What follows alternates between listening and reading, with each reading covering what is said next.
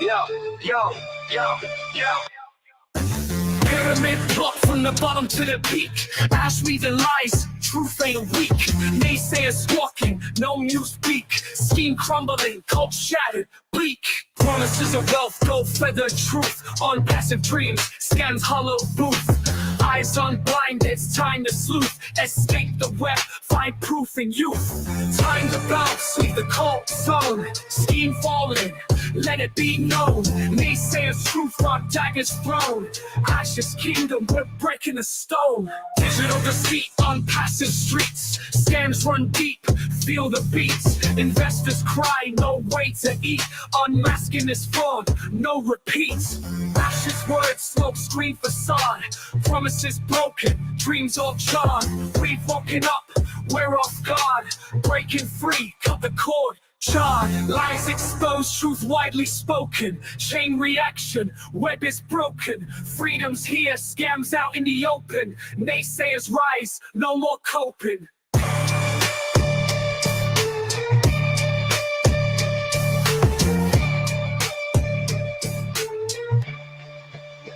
Yeah.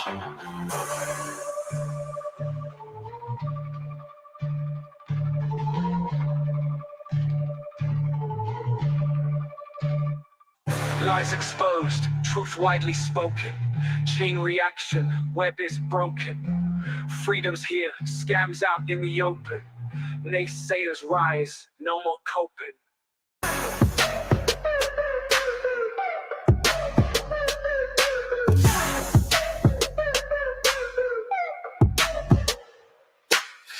Made clubbing, blocks falling, schemes broken, ash got them choking, wallets getting stolen. Promises of gold, dreams been molded, naysayers expose lies, truth unfolded. Naysayers in the streets, ash scam unraveled. Wake up out the cold, time to travel. Speaking code, let the truth rattle. Onpassive's a joke, no need for babble. Promises, illusions, they got you in a daze. Webs out flashy, but heart full of haze. Fake riches, paper castles in a blaze. Ashes, empire crumbling, end of the craze. Naysayers in the streets, ash scam unravel. Wake up out the cold, time to travel. Speaking code, let the truth rattle. Onpassive's a joke, no need for babble. Promises, illusions, they got you in a daze. Webs out flashy, but heart full of haze. Fake riches, paper castles in a blaze. Ashes, empire crumbling, end of the craze. Naysayers in the streets, ash scam unravel. Wake up out the cold, time to travel. Speaking code, let the truth rattle. Onpassive's a joke, no need for babble. Spinning tales, tales in the dark. Got folks in trance, hypnotized by the spark. Dim truth peeking, find your mark. No riches here, just an empty park. Preaching progress, but reality twisted. Onpassive dreamers, naive and misfitted. Broken promises, karma never resisted. Naysayers stand, tell how we existed.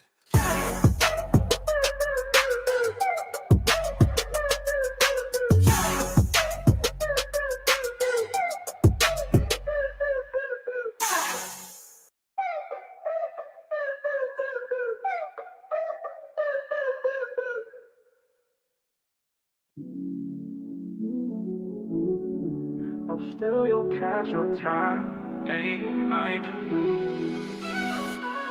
Naysayers don't play, we speak what's true. Onpassive scheme ain't meant for you. Ash got plans to steal your soul. We won't lead you down that hole. We rock, you know we won't stay by. Won't steal your cash, your time ain't mine. Ain't mine. Naysayers rise, we shine so bright. Truth cut deep in darkest night. Hey, Ash and his game wanna take what's yours. Pyramid built with hidden doors. Claims of wealth, but it's just a lie. We naysayers, we don't buy. Ash and his game wanna take what's yours. Pyramid built with hidden doors. Claims of wealth, but it's just a lie. We naysayers, we don't buy. We won't be silent, gonna raise our voice. Speaking facts, ain't no choice. Break the chains of a dirty scheme. Naysayers live in the dream. Promises of gold, but all you get is smoke. Ashes empire, just a joke. Naysayers stand up, keep it real. We cut through lies like sharpened steel. We rock, you know we won't stay by. Won't steal your cash, your time ain't mine. ain't mine. Naysayers rise, we shine so bright. Truth cut deep in darkest night. Hey, uh,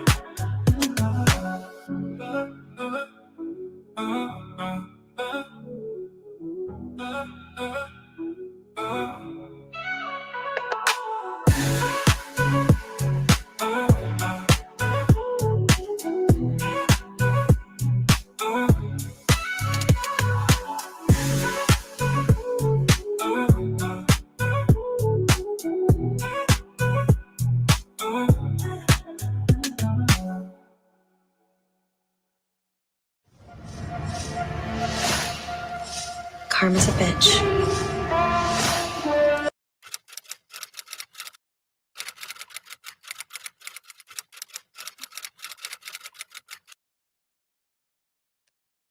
Hello, everyone, and how are you all doing today? I hope that all of you are having a fabulous, an amazing FriYAY, the day where we get together and we hang out. I had to go a little early today because I'm doing a dinner at 7, so I need to, get this done and then have some time to get that ready. So I hope that for those of you that are at the end of your work day, that this will, help you through the last little while. I, of course, have our meme review for us today, and we always do an Onpassive story as well. We have some Bill Must, of course, and Red went through a little bit of a weird thing this week that I want to go over. And then I have a few games for us to play. So hopefully you guys are ready to play those.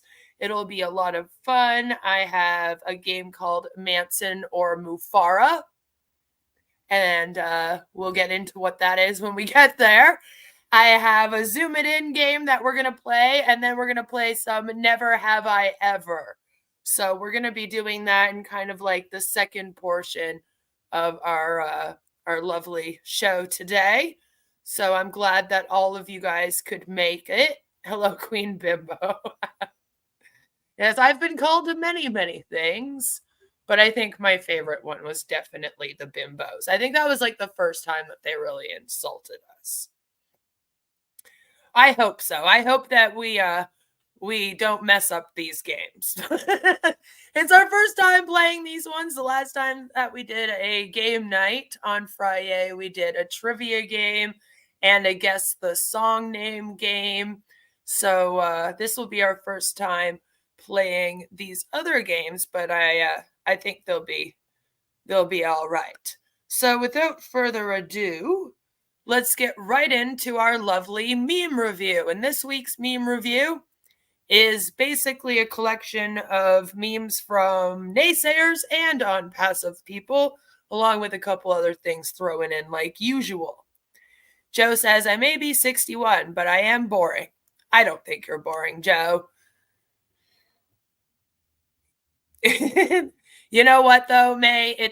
That's not even insulting, because if I wasn't having to watch through Onpassive, like I've taken a few days to get through an Onpassive stream before. We've even had to do parts 1, 2, and 3 before to get through an Onpassive stream. So I can't really blame you on that. I can't. They can be pretty exhausting. And we'll find out just how much when we play our Never Have I Ever game. So yes, our weekly meme review. We're going to start off with some naysayer memes. So this one, Onpassive, fake business with no real products. Especially again now, because of course their website's been down for almost 2 months. They want to claim on the 24th. So I guess that's tomorrow. It will be 2 months. It was actually the 27th, though. I'm not sure why they want to add 3 days to it, but I'm not going to stop them. They haven't had any products in that long. And before that, they didn't have any products. So, they really just went back to their roots. Then there's this one, and Ash looks insane. He looks insane in this picture. I know he's laughing and he's supposed to be happy. you know, but he looks crazy to me. Giant ass adult diapers. Greetings from the production floor. Marty just put in an emergency order. So it says, and then I said, let's tell them we're sponsoring the World Cup. I laughed, they laughed, even the freaking cat laughed. So I like this one. I thought it was pretty funny. Then there's this one. They're just pointing at us. This comes from the video, that video of when they met and did a little interview together. And it says, we scammed you. Happy FriYAY! I love it. I think this one is like my favorite one I've seen in a while. It really is. I was like, this is good. I like this one. The only rotten apple is Ash Mufara. Yep. Pretty much.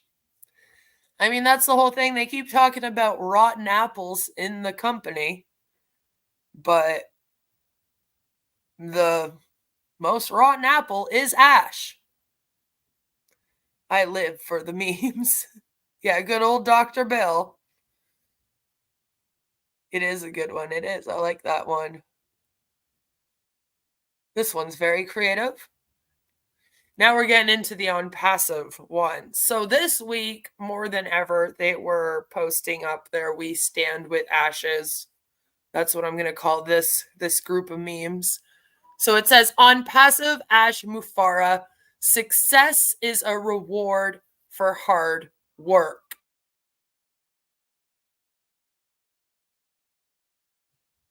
So success is a reward for hard work. And I don't really know what's going on here. I guess we have the king and queen. Maybe that's why he has the king and queen behind him now in his background. And it has Ash in a heart bubble. He's in a big old heart bubble. Then we have this one, made by the same person too. And it says, I believe in Onpassive. I believe Ash Mufara. And I'm like, okay. No words. Hello, Jens. Good to see you. It's so weird. I'm like, we're not here saying Ash Mufara is not real. You don't have to tell us that you believe in him. Like people say they believe in God, you know? It's so weird. Yay! I'm glad you made it. And I don't know what these like fireflies are doing. I don't really know why they're there. And then we have this hourglass, and it says, a dream you don't have can never come true. And I don't know if they're trying to say that Ash said that. I don't think so. I mean, if he did, he definitely wasn't the first one to say that. The cult members worship their leader. Yes, they do. They do. And then we have the future of internet. It's coming with an Onpassive, I guess, snow globe, which these are all AI generated, I believe. Looks like it anyway. In Ash, we trust. All others can something him. Mufara has the most slappable face I've ever seen. He does, especially in this picture. He looks very, like, high on himself here, huh? And then I don't even know what this is, like a big giant world of people, and it says Onpassive 100% on the hand there. And it says Onpassive is God's will. Thanks to Mr. Ash. Which, I mean, tell me this is a cult without telling me this is a cult. Might as well just send this to me. It's just very, very, very bizarre. This is Onpassive, the House of Hope. Right? And I don't know why, but when I saw it, I was like, This guy looks very, very creepy, and I had to like zoom it in. Look at his arm. What is going on with his arm? What is happening here? And does he get to claim his house on taxes as a business expense since it has a big logo on it? I'm just wondering. But there's that. Then this one's just a mess. Just a mess. It makes my head hurt. Is that where the 108 million went? Right? Like going home to Onpassive logo every day. Yeah. So this one has our little standing tall through it all. We stand with Ash sticker on it. And it has like the website. We are in it to win it, the logo and everything. And then it says 100% done deal, uplift humanity, the future of internet, Onpassive with heart, artificial intelligence. It's coming soon. And as you can see, it has like a robot. I guess that's Al. And Al is thinking about all the products and whatnot. Little heart with Onpassive in it, the guy that made the meme. And then it says, stay focused sideways beside him. And there's just so much going on. Oh my God. And there's also a rocket. Sorry, I missed that. There's just, like I said, it's so much. So much. So much going on here. So bizarre. Robert is so obsessed with himself. Mm-hmm.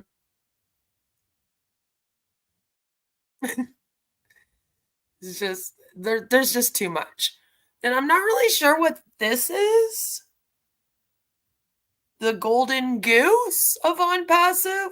A little weird. Golden goose with a golden egg. All I know is that Mother Goose is definitely looking at it like this, and I don't think she's very pleased. Not very pleased with this at all. It's a little scary. I don't like it. I don't think she wants to be embroidered in gold. And there's another one with the hourglass, which is really funny to me because it's like Onpassive waste your time and it's never coming. The hourglass just goes on forever. That makes Ash the goose. I like it. It is. So again, there's just so much going on behind the hourglass of Onpassive. There's like a pretty scene with a tree and nice clouds, and then I guess Ash is up in the clouds. I guess he really did take Do or Die seriously. Like, I don't know what they want me to say about that. But it says the power of humanity, dedication, passion, love, trust, extreme positivity, and patience make Onpassive unimaginable. Ash Mufareh, CEO.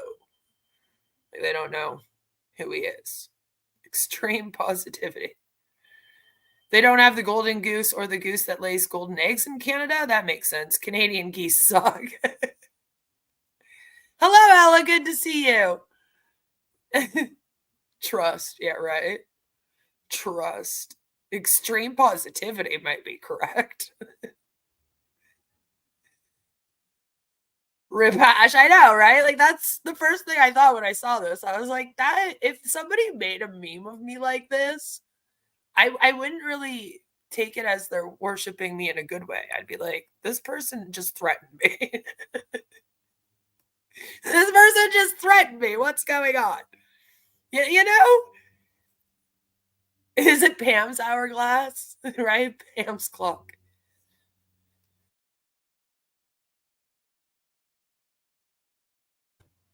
Pam's clock is still stealing the show weeks later. Crusty trust like Marty's chair. Ooh. Gross.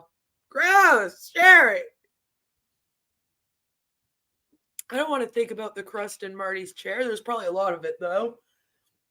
There's probably a whole species there. Is the sand timer showing the final 5% of the journey, the bit that never ever manages to get done? Yeah, right? We do worship you in a good way, though, Queen. Yeah, I don't know. I would take something like this as a threat. I'd be like, listen, I'm still here. Why are you putting me up in the clouds? And I'm like, transparent? What's going on? But I don't know. I feel like Ash probably sees this and goes, oh, they love me. They really love me. Then there was this, which made me laugh because I was like, see, they're already, this was like the day after the 360 update that he did. So this would have been yesterday, I believe, yesterday morning. And it's like migration complete in minimum 10 days and maximum 3 months with a bunch of screen caps. It even looks like he's giving us finger guns in the top right one. Pew, pew, you know? But I'm just like, that's, I mean, I guess he said that, but that kind of sucks. And then we have Chris Johnson, business over usual. I don't know why he posted that. That's dumb. And then we have Onpassive Technology, AI, and ML. And they posted up, we can safely call this person, oh man, a superhero who combined human and artificial intelligence. Meet the future of humanity. And then we have thumbs up, heart, 100% heart, lovey-dovey face, prayer hands, strength, and fire. And it says hashtag Onpassive, hashtag Ash Mufara, hashtag OFounders, hashtag proud, hashtag the future of internet, hashtag AI superpower, hashtag superhuman, hashtag future of humanity, hashtag followers, hashtag AI revolution, hashtag success.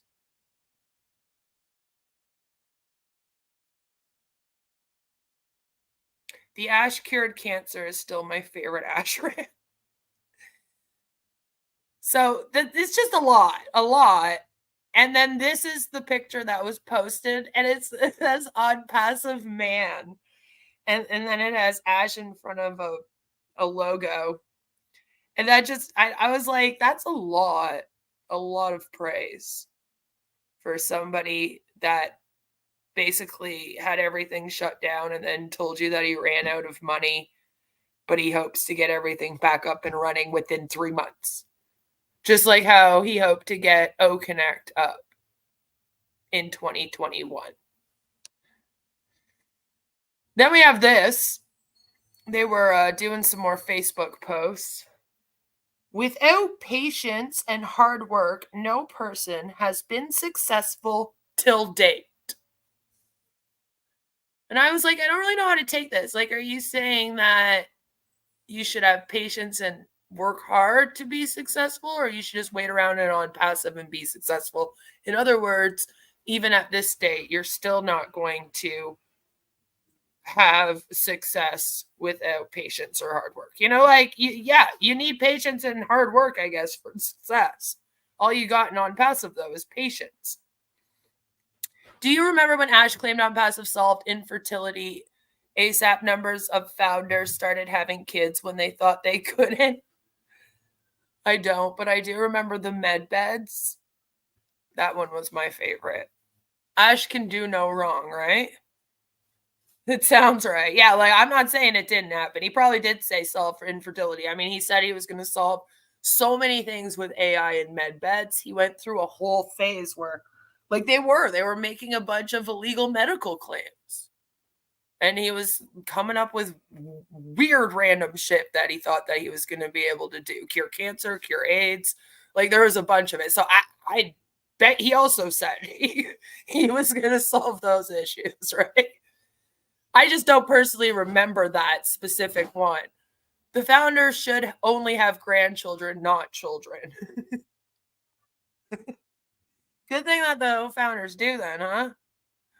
Robin is spending her last remaining time on Earth with this janky company, and it's so sad. It really is. It really is. It is. Joe's right. So I don't know what they were doing, but I guess they just wanted to let you know that you had to do patience and hard work to get successful. And it's like, okay, but what hard work are we doing? Is going to the webinars considered hard work? Because that's all we're really doing. You know what I mean? So I don't know. It just doesn't make sense. Then we have good old Tanya here. She had to do a little summary on Facebook. Fire, fire, fire everywhere.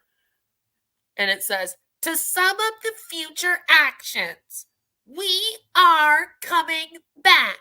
No matter if it is a week, a month, but we are coming back. Ash. That's apparently a quote from him that she felt the need to share. It was very important. We had to put it right on Facebook, which is, remember this for later. Then we have this lovely post. Watching Marty's recap, I couldn't believe my eyes what they have done to Mr. Ash. The awful they people. That's what we'll call them, the they people, because I don't know what else to call it. They showed their true colors, their greediness. That's okay. Move on and work harder. What goes around comes around for those people who tried to ruin Mr. Ash and his baby on Passive. His baby. Oh. Hope that Marty doesn't say it's an ugly baby. You know? We stand with Mr. Ash all the way through many obstacles and come out stronger, tougher, and undefeated. Why? Because of us. We help Mr. Ash with our hearts, trust, loyalty, strength, etc. You name it. We march with Mr. Ash all the way. Prayer, prayer, prayer, prayer, prayer. Go on Passive. Prayer, prayer, prayer, prayer. Heart, heart, heart, heart, heart. So there was that. And this is very, very culty. I've been saying it was already culty. I just feel like over the last couple months, we've really shifted from being subtly culty to just being like, fuck it. We're just going to go full-fledged cult. And we're not even going to try to hide it. We're just going to put it all out there. Look at us. We're a cult. We stand with Ash. And it's just, it's worrisome. Mark says, if Robin really believes in this nonsense and thinks she's made many friends, then I guess I can't begrudge her for that, given her situation. I mean, to be fair to Robin, at the moment, she does feel very well supported and with a big social network, support network. And I guess she could be spending her time worse. It just angers me because, you know, she was promised wealth before now. And we all know that Robin's probably going to pass away before anything comes of this company. And unfortunately, Robin is not the first person. There's been about 6 or 7 people that have passed away since I've been covering this. And some of them we knew at the beginning. But I think that Robin's probably the most well-known out of all of them. And I think it's going to be the one that's going to affect people a lot if something happens to her. And that's shitty. That's shitty. I wish that she would continue with treatment. Who is they? Name them and shame them. It's so bizarre to me. Because Ash doesn't have a problem pointing fingers and naming names, but this is always the one time when he refuses to do it. You know what I mean? Which leads us to what Mark says. It's they again. The invisible enemy. Like, I don't think it is anybody. Okay, let's look at it like this. If Muhammad Kamal stole a bunch of money, let's just say it was him. All right, we're just doing a scenario. I know that's very hard for Onpassive, but we're not saying this happened. Let's just imagination land. if Muhammad Kamal stole billions of currencies from Onpassive, I feel like Ash would have said it. I don't think he would have had a problem being like, that slimy motherfucker Muhammad Kamal stealing all of our money and then going and opening up his own version of this. You know, and they're acting like Ash is careful because of lawyers and legal proceedings going on, but it's like he's never cared about being careful before, you know? Ash is not Jesus, for fuck's sakes, right? Pig hand waving to you too, Wes. He did give sight to a blind guy once. I heard that on a webinar. Hey, Jelly. Again, I wouldn't be surprised. If Ash was Jesus, I would become an atheist. I am an atheist. But I can assure you that if there is a Jesus, it's not Ash. Like, that I can definitely tell you, if there is a God, they wouldn't send him. I would hope they would send someone better. Even as an atheist, I'll say that much. If there is a God out there, I would hope that they would not be sending us Ash Mufara. You know, like, don't you got someone better? They might make her a martyr. Maybe it could happen. I mean, they're already making Ash one, right? Robin's going to pass away. I'm going to pass away before anything comes out of this. Yeah, everyone's going to pass away before anything comes out of this. And Pat Parent is sick, and Marty and Chris wouldn't help her. She is still sick. Poor thing does webinars with an oxygen mask on her face. And that's someone that, again, I don't feel like I need to react to. I don't need to react to Pat Parent. I've shown you one of her webinars that she does from a while ago with the mask on her face, but I don't want to like react to her. The sad thing is that if Onpassive was legit, Robin could have made some money to help with treatments. The thing is, Robin's in Canada, so Robin doesn't need money for treatments. Thing is, Robin gets free treatments. Here in Canada, if you get cancer, you just go in for treatment. And it's covered. You don't get like a bill. It's here in Canada, we have universal health care that ensures that if you have especially a deadly disease, then you don't have to pay for your treatments.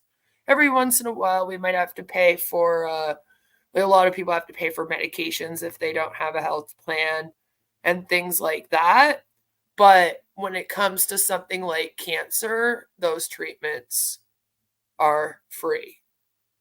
So the good news is she is not passing away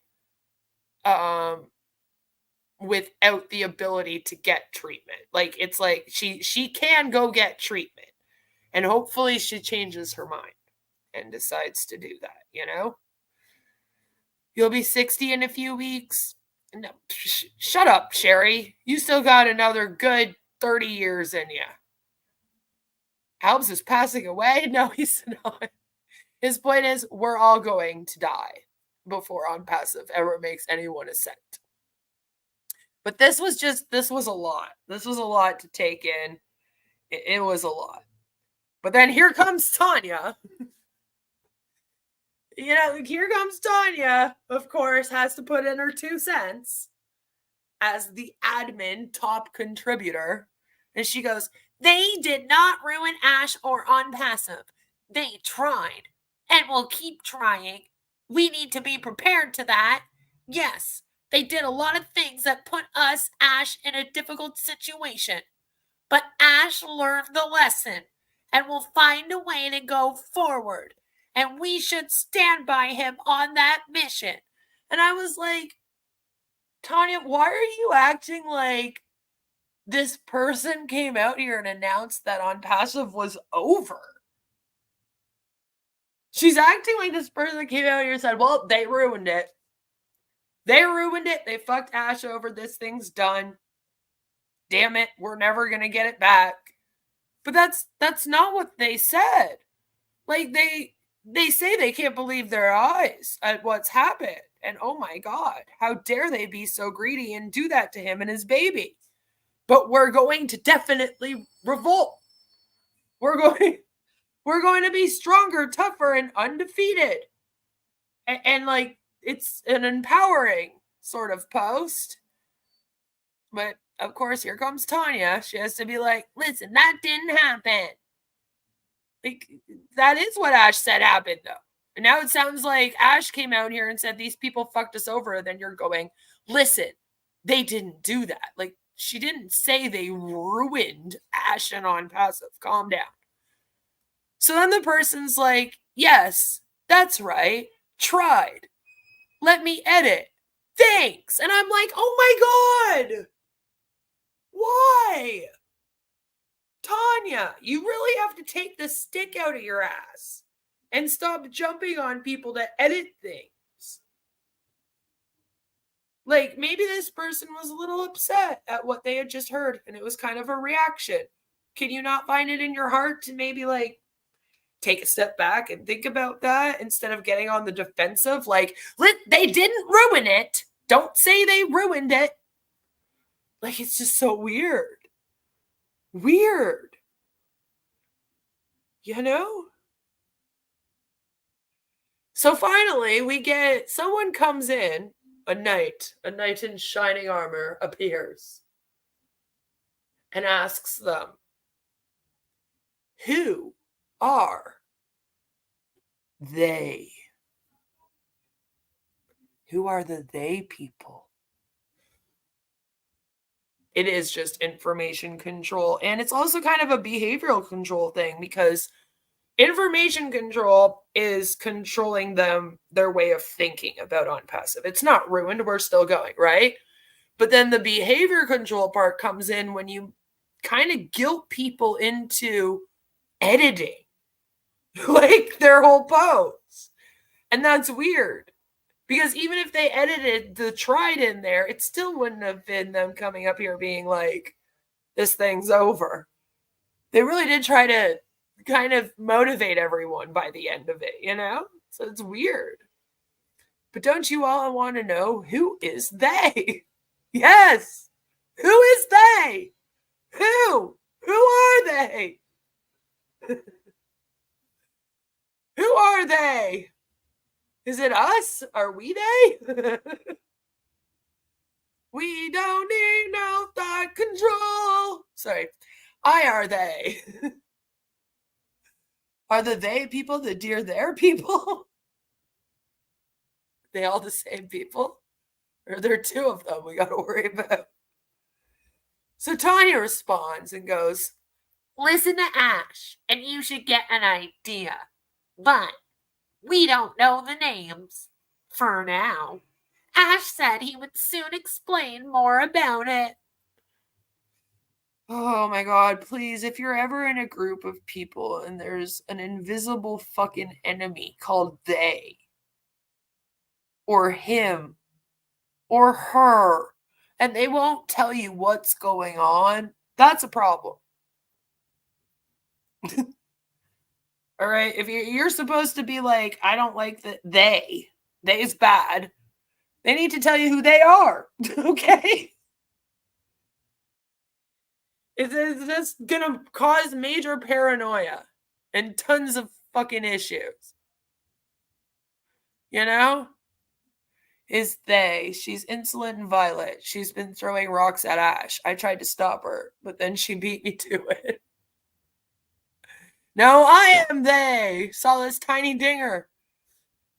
Tanya is such a pick-me, right? With a shit attitude. It's like, ugh. We're just going to wait around for Ash to tell us. He told us that we should hate this group of people, but he didn't tell us who they were or what they actually did. So we're just going to hate them, and eventually he's going to let us know why. Like, what do you mean? All right? You got a problem with someone, say your problem. Say who it is. You know how many times that's gone wrong where someone's come out here and tried to be like passive-aggressive and not name names? And all it ever leads to is a bunch of the community speculating and running around doing witch hunts, trying to find out who it is. Every single time. Every time. It's inevitable when you do things like this. Because people are always going to try and guess. I'm not even just talking about us. We're over here trying to guess and wondering, right? But what about the people also in Onpassive? They're going to be now looking at everyone like, was it you? Are you they? And I'm just having a very hard time thinking of they as being the people that Dubai office was told to blame. Because I don't know how they would have access to all of this money that was apparently stolen. I don't understand, unless it's explained to us that money was transferred to them to like pay people or something and it was pocketed. I guess we're just going to have to wait and see. Ash will tell us soon, according to Tanya over here. Every time, Tanya, I can't go 1 week without you pulling something like this. And then Derek did a pull from hell. It made me laugh, though. Good old Derek. He subscribed to me. Say hi, Derek. It says, who should be blamed for the delay of our company? See? See what you're doing? See now, witch hunt right here. There we go. Speculation and witch hunting. The corrupt members who tried to bleach the services, or Mohammed Kamal, the COO. We're going to bleach the services. But see, this is what I mean.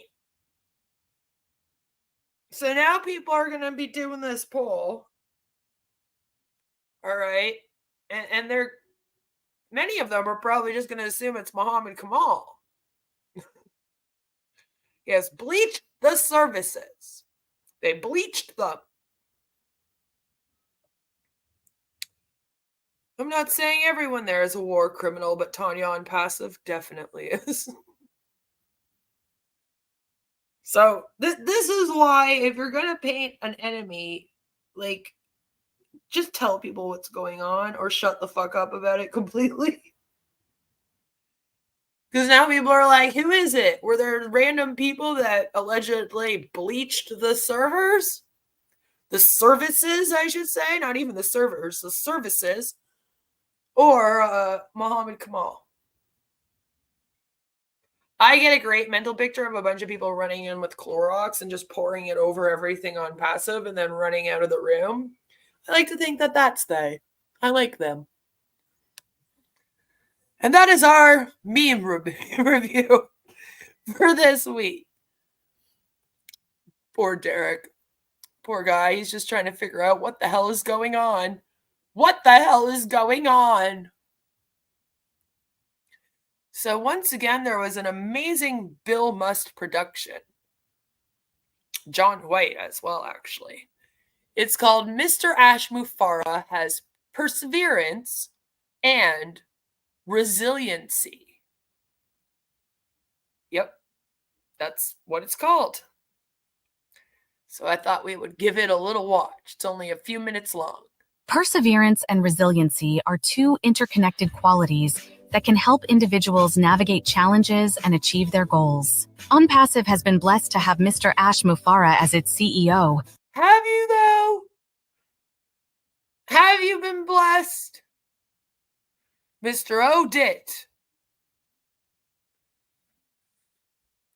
I think it might have been a mistake. There isn't a better person than he is. Why? Because his vision is to help humanity, not hinder humanity. Do you think there's many businesses that are out here that are like, I'm going to make a product to hinder humanity?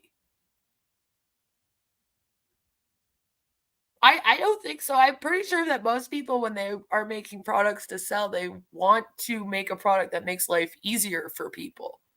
That's kind of the whole gig right now, you know? Selfish people put their interests before others. Mr. Mufare does just the opposite. When a person is not motivated by money, that person can't be corrupted. That person... But see, it changes back and forth. And he actually has sat there and said that he's motivated by money. That he wants to make about $40 million a day and then he'll be happy. Apparently he needs to spend that much, in his life. I'm a little bit confused. Musty Bill and White John, as Mr. Odit likes to say.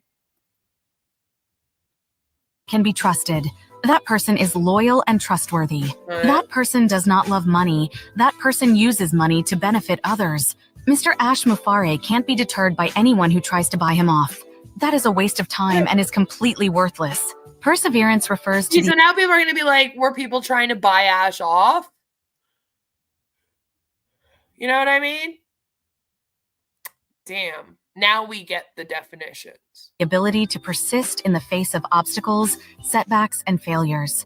It involves maintaining effort and motivation, even when confronted with difficulties or disappointments.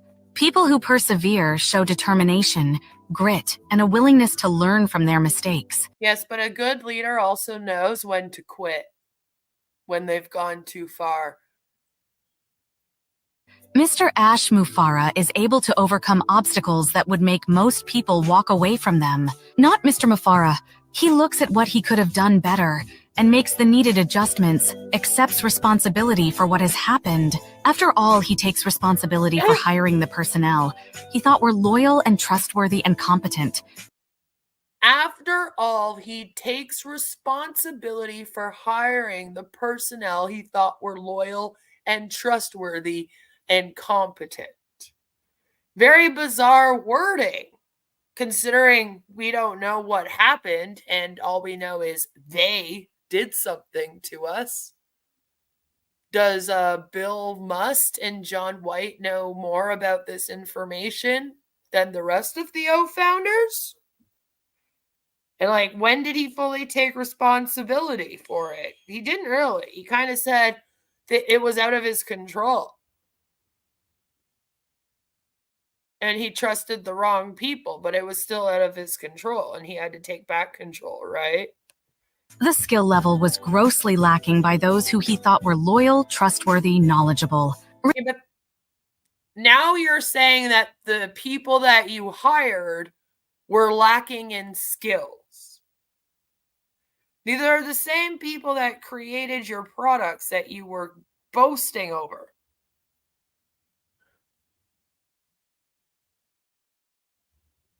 Why are we talking shit on people? Because they want their wages? Because they were expected to work for free for 7 months and haven't been able to pay any of their bills? Ash seems to think it's difficult for him to owe one bill. Jeez. Very weird wording. Resilience, on the other hand, is the capacity to withstand, recover, and adapt in the face of adversity, trauma, or stress. It involves being able to absorb and manage difficult emotions, thoughts, and experiences without becoming overwhelmed. Resilient individuals can bounce back from challenging situations, emerging stronger and more capable. Remember, most would have walked away and hid and dodged what has occurred about Onpassive. Mr. Mufara has withstood all the trauma, stress, adversity, and any negative people and emotions. Oh my God, he's gone through all of the things involved with running a company. It's so awful that the man who decided he wanted to own and operate and be the CEO of this company is the man that has to do some work here. Has to go through some things. You know, when he opened this company that was going to take over the world and save all of humanity, he really didn't think he would be faced with any trials or tribulations. It's so awful that CEOs have to go through that and they can't share the burden with everyone else. He looks stronger and more confident than we have ever seen him. Really? With his Muppet haircut going gray? Okay. Sure. Oh, we're going to be watching that. We're going to be watching that at the end. Ironically, Bill's video is 100% AI, unlike Onpassive, which is 0%. I'm waiting for narcissist to flash on the screen. Oh, we're going to get into narcissism very, very soon. Ash is going to learn when he goes to court, right? June 2nd, 2025. It's coming up.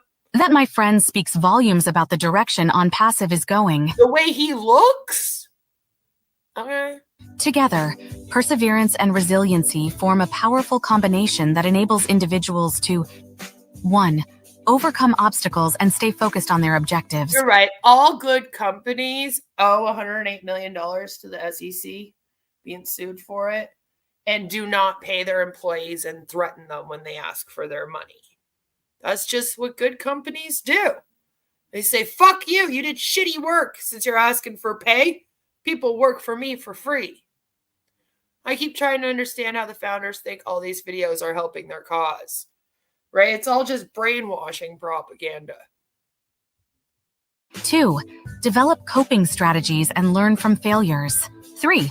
Build confidence and self-efficacy. 4. Nurture a growth mindset. Like, your failure is that you literally have created an illegal company. You made a pyramid scheme. You break the law even in your fucking affiliate agreement, telling people that they have to buy OConnect in order to make money off of OConnect. That's illegal. Like, your entire business plan is illegal. People bought a spot on the pyramid and then just sat around for 5 years. That's illegal. So, no, you haven't sat down and been like, oh, damn, we made a mistake with this. We need to redo everything. You don't try to change at all. Mindset and adapt to changing circumstances. 5. Maintain their physical and mental well-being. Cultivating perseverance and resilience can be achieved through practices like 1. Setting realistic goals and breaking them down into smaller steps. Which you do not do. You don't even have a business plan in Onpassive. Ash just has 3 scenarios. 2. Embracing challenges as opportunities for growth. 3. Yes, but there's a difference between like getting over obstacles and then doing illegal activities and getting caught for them and having a regulatory agency sue you for them. You know, like at that point, maybe you should be like, maybe I should shut this down. I guess this is illegal. You shouldn't just keep trying to do whatever you can and finding loopholes, legal loopholes, as he says, to make it legal. That's so weird. 3. Developing a support network and seeking help when needed. 4. Practicing self-care, mindfulness, and stress management techniques. Which, it's not like you guys ever talk about these things. 5. Learning from failures and using them as stepping stones for success. By embracing perseverance and resilience, individuals can unlock their potential, achieve their goals, and navigate life's challenges with greater ease and confidence. Woo! Success awaits all who are patient. Patience doesn't cost us anything. No, it doesn't. But here's the thing. People's bills do cost them, right? Like Sherry says, people's rent, mortgages, food, gas, etc. are not free. So pay your damn employees. You know? It's bad enough when you weren't paying your founders. It's bad enough then. But yeah, that's Mr. Ash Mufareh has perseverance and resiliency. Which again, just Onpassive cult propaganda, really. So we had a little break from Tanya. But I'm going to have to bring good old Tanya up again. Good old Tanya. Because there was this post that she did in an Onpassive group saying, I would advise everyone to listen carefully to the opening lines of Red's live today. So I thought we would just go and listen to the opening lines of Red's live today, because this made me giggle a little bit. I've grabbed just what she's telling us to watch. I actually grabbed 6 extra seconds. Apparently she didn't finish. And then went and told everyone else to watch it. She only watched 1 minute and 24 seconds. So I grabbed the first 1.5 minutes of it. And I think that we should hear what he has to say, because this was quite interesting.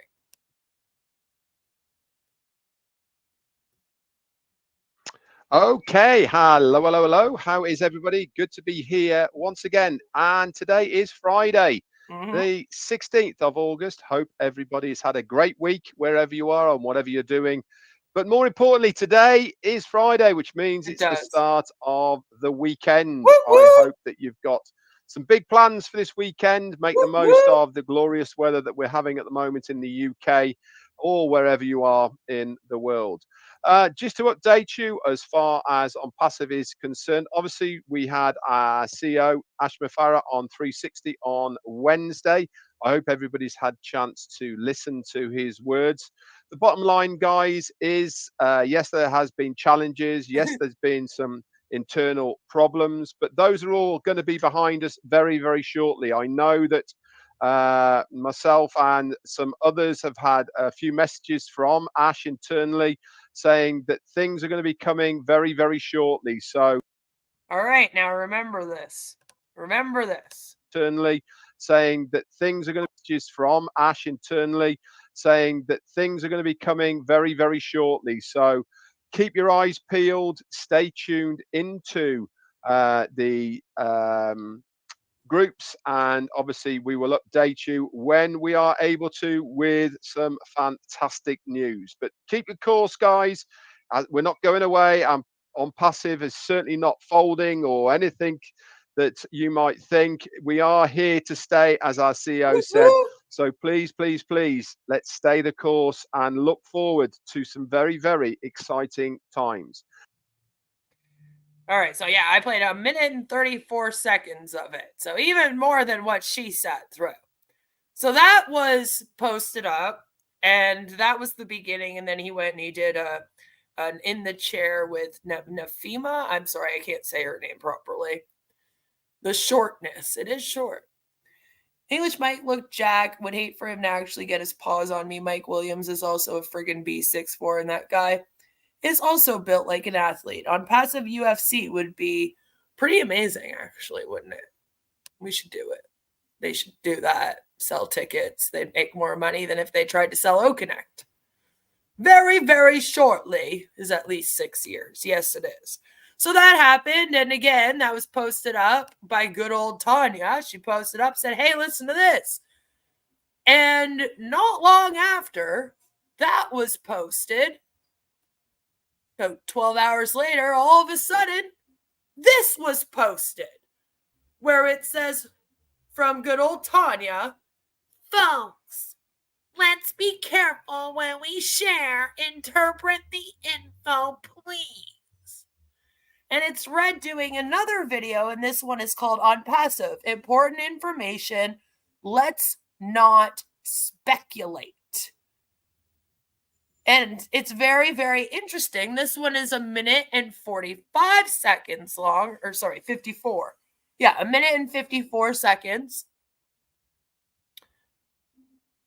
And this was like not even 12 hours later this was posted.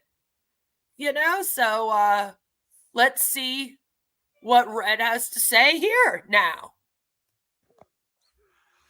It's in the jungle. Hello and good morning. Welcome everybody. Just need to do this very short video just to reiterate and to stop any rumours really of what I said yesterday on my live with Nafiso. Now, I said that we are very close in Onpassive. That is very true. There is no time date to it, so anything circulating is fabricated. I've never given any dates at all. And also people are saying that I'm getting emails from Ash Farah giving us this information. Again, that is false information. We really need to understand that we only take... I just played it. You guys, I literally replayed the part where he said that they were like talking to Ash and getting information from him. And now he's like, people are saying that we said that, but that's not true. Don't speculate. What we've been told, same as you guys, from Ash Farah, and we use that information to give positive information to you guys. So anything that's circulating at the moment that we are he getting... literally does a stream and says, listen, we got to be careful what we say. But me and Marty and Chris, we've been in contact with Mr. Ash Mufara, and he said it's going to be real soon.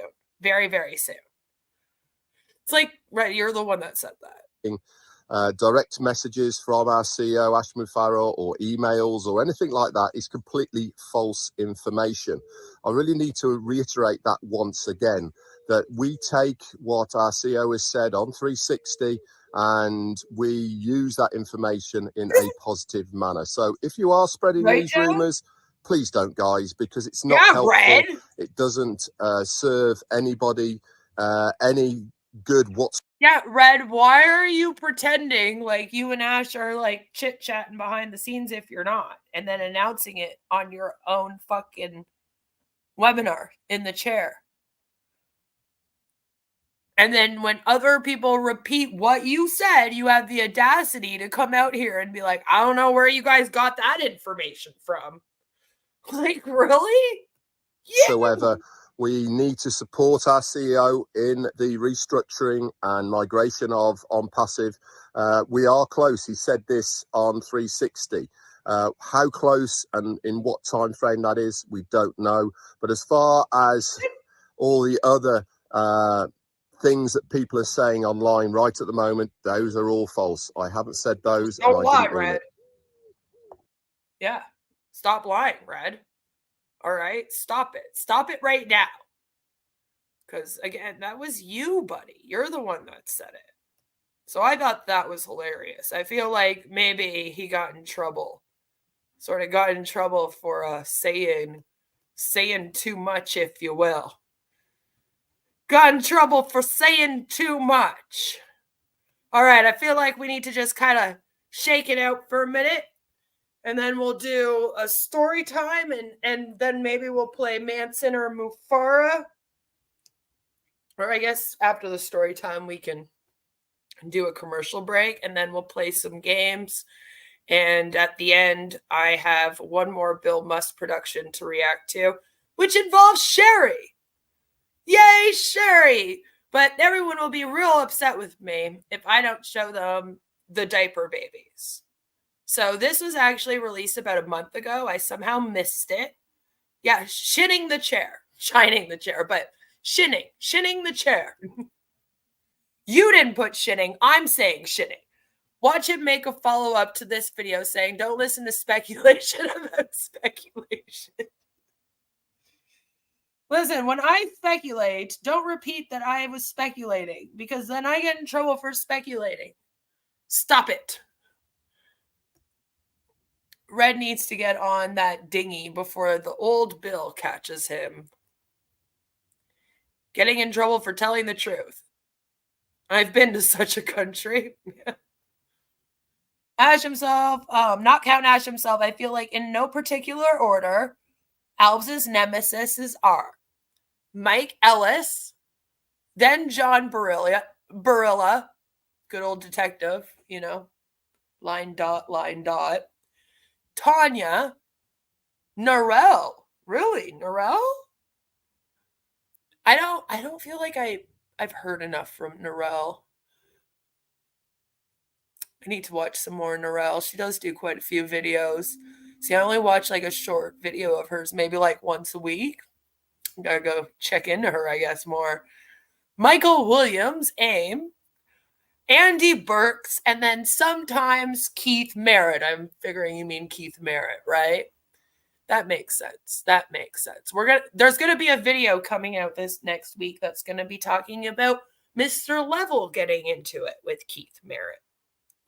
You know? Sam wants to know if Pam's clock is on that list. I think we all stand Pam's clock. You gotta include Gene. You gotta include Gene, Jelly says. My product ad, that's right.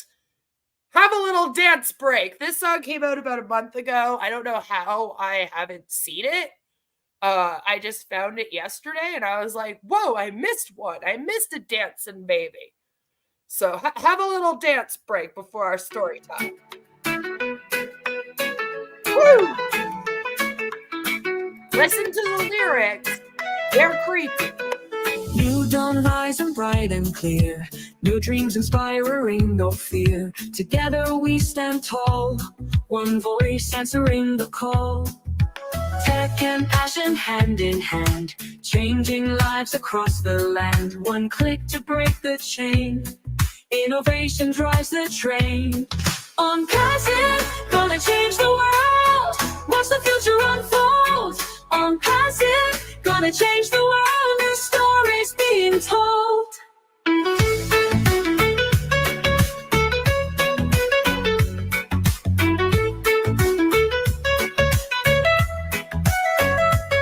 No limits for what we can do, sharing visions one by one, empowering me and you.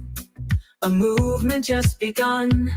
From shadows into the light, we soar high like a kite. No more waiting for the sign. The future's yours and mine. Onpassive, gonna change the Yours and mine. world. Watch the future unfold. Onpassive, gonna change the world. New stories being told. I love the baby dance and go on. I don't know what to call. From shadows into the light, we soar high like a kite. No more waiting for the sign. The future's yours and mine. Onpassive, gonna change the world. Watch the future unfold. Onpassive, gonna change the world. New stories being told.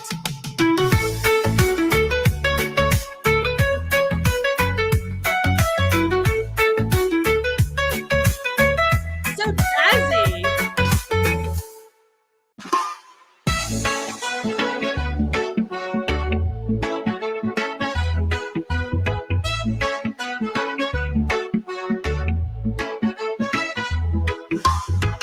New dawn rising bright and clear. New dreams inspiring with no fear. Where's Stella would like that? Together we stand tall, one voice answering the call. I like how the logo. Tech and passion hand in hand, changing lives across the land. One click to break the chain, innovation drives the train. Onpassive, gonna change the world. Watch the future unfold. Onpassive, gonna change the world. New stories being told. No limits for what we can do. Sharing visions one by one, empowering me and you. A movement just begun. No limits for what we can do. Sharing visions one by one, empowering me and you. A movement just begun. From shadows into the light, we soar high like a kite. No more waiting for the sign.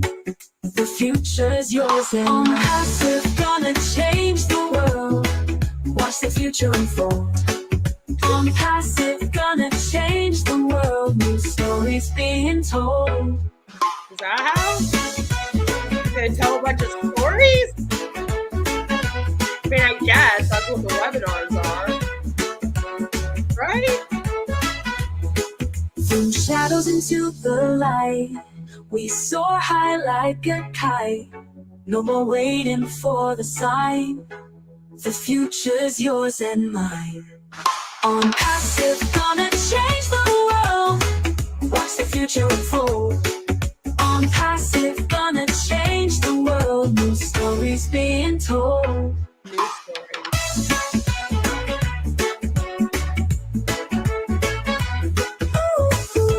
Won't be Marty's story over and over again then?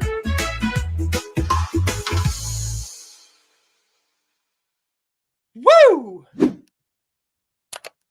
Yeah. Dancing diaper babies. They love them.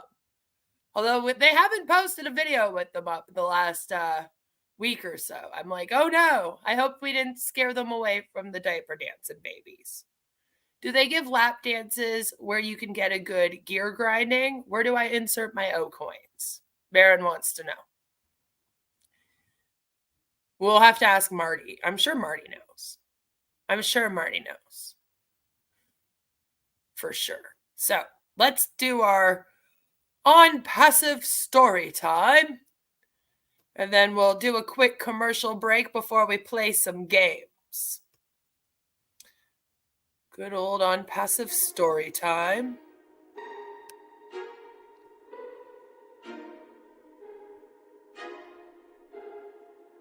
In these days that pass us all. Lots of dots. I don't know how to pause. I don't know. Sorry, guys. We have not lost patience, focus, or understanding. We know that we cannot know everything, and in fact, we have always known little. And we all have these days that are not easy at all. Days of waiting, days of desire, and endless support, which seems positive compared to the other two. In between, we thirst for every scrap of information, for every meeting. Every day and its words, and the new and old people we meet. At noontime, at Marty DeGarmo and Chris Johnson in Shining the Light on the Founders. And 2 hours later at Red Redfern, another person sits on his chair. Suddenly, individuals and names have a voice, a face, and a life that we didn't know. Suddenly, we notice that there are so many partners on this journey. Partners who tell about themselves, the story of their lives so far, and above all, how they met Onpassive and where. Suddenly, seen in such a human light, so real. When we listen, most pay attention to their special stories. Suddenly, these people who got on the train sometime along the way, who were on other cars, and maybe just heard someone calling their name. They are us, from another state, from another country, speaking many languages. And then we realize that the goal, the desire, and the hope unite us. And there are no great differences between us that cannot be bridged. Because we are all made of the same materials and need the same things to live. Onpassive unites us in a way that no religion, politics, or money can have never been able to do. Can have never been able to do. And we need to unite the world like us. And then, united we stand. Onpassive. So yeah, that was our post of the week from our buddy that likes to give us our story times. I get it from the same person every week, by the way. A lot of word salad. A lot of word salad is what that was. Jelly says, the ramblings of a madman. Yes. Ken says, they're from another country. They gave us money, so they love us. Pretty much, right? You had your first Zoom call recently? Yay, Sherry! It's like popping a cherry. Is Onpassive going to become its own country, right? That's a little scary. Scary thought. But that was a story time from Onpassive. Yeah, no, man, I hope that Onpassive doesn't become its own country. Lord help us. Lord help us. That would be awful. I mean, that would be worse than being in the U.S. when Trump is president. We don't want that. Ash would make everyone donate $10 a day to him or something. Talk about tease. Jeez. You guys think Mormonism is bad. This would be fucking awful. All right? Just awful. Awful, awful, awful. So, I thought we would take a little commercial break and then we would play some games. What do you guys think? Does that sound good? I thought we would start with Manson or Mufara, which is going to be a game where I am going to read you a quote. A quote. Don't worry, I'll say again after the commercial break the rules for the game. If you want to walk away now and then come back then. I'll reiterate them. But I'm going to be reading you a quote, and then I'm going to give you guys some time to decide if the quote was said by Charles Manson, cult leader of the Manson family, who did the Sharon Tate murders. I've done a deep dive on that here on my channel. Go check it out if you haven't. Highly recommend. Maybe I'll share it later after this stream. Or was it said by Ash Mufara, the Onpassive commercial cult leader? And I'm arguing it's also a cult of personality surrounding him. I feel like my channel is becoming a complete compilation of evidence to prove that Onpassive is a cult, not only a commercial cult, but a cult of personality around Ash. And it might be harder than you think. I don't know. We're going to see how it goes. Maybe you guys will get them all right. And then I'll be very, very proud of you. It might be a little more difficult than you think to decide if it is Manson or Ash Mufara. And I'm thinking that this might be a game that we'll play in future again. So this is going to be like the easy version of the game, if you will. So we'll be right back after a message from our sponsors to play games. Today's video is brought to you by... Do you have a berserker demon? You may think that's a strange question, but I've dealt with berserker demons. What's a berserker? The word describes ancient Nordic warriors who fought with uncontrollable rage. This is where we get the expression, he was so angry, he went berserk. In the days of Vikings, berserkers would enter a trance before battle to get supernatural strength. They fought with a frenzy. Sound like someone you know? As we say, they lose it. Explosive anger can come from frustration, feeling disrespected, trauma, mental and hormonal issues, and drugs, but uncontrollable rage can be demonic. As an exorcist, I've dealt with berserker demons. If you've got one, you'll need more than anger management therapy. You may need an exorcism of a berserker demon of anger. That's inhuman. I'm here to help at boblarson.org. Whoa, looks like you got a bit of a tangle in your dangle. Did you know that more than 8 out of 10 hose owners die each year? Not anymore. Hey, turn me on and watch my hose get huge. My mom always told me I was a grower, not a shower, and boy was she right. And if you squeeze me in the right spot, all my raging fluids will come flying out of me, and instantly I'll retract to my small, natural, convenient size.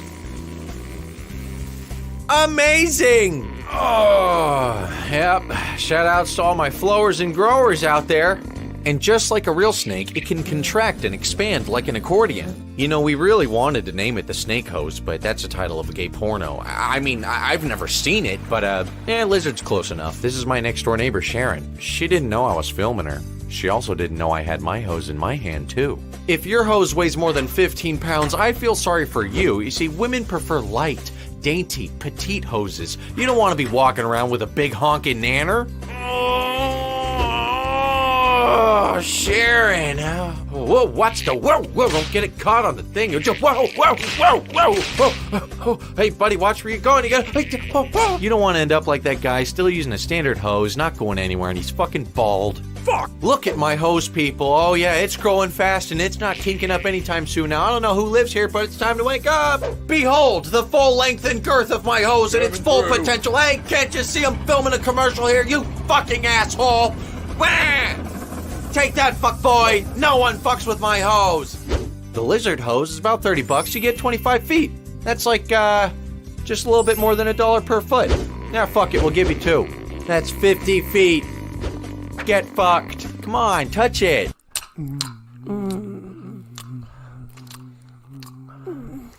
Wait, do you have a condom? You don't have one somewhere?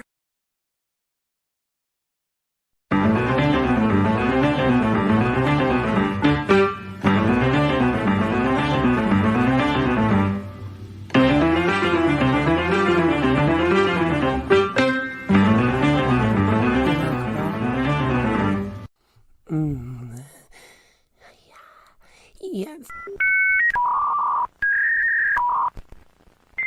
Oi, excuse me there, sir. Do you have these directions? Sure, you just go down that way and make a turn. Don't let her know that your dinger is almost a no-go. Get Tiny Dinger condoms to you discreetly. It's very important to choose the right size, so make sure that you get your tiny size. Don't be caught without a condom. No. Get Tiny Dinger condoms, a YouTube streamer's favorite brand. Located at your local CVS pharmacy, Rexall, Shopper Drug Smart, Walmart, and in your favorite streamer's nightstand.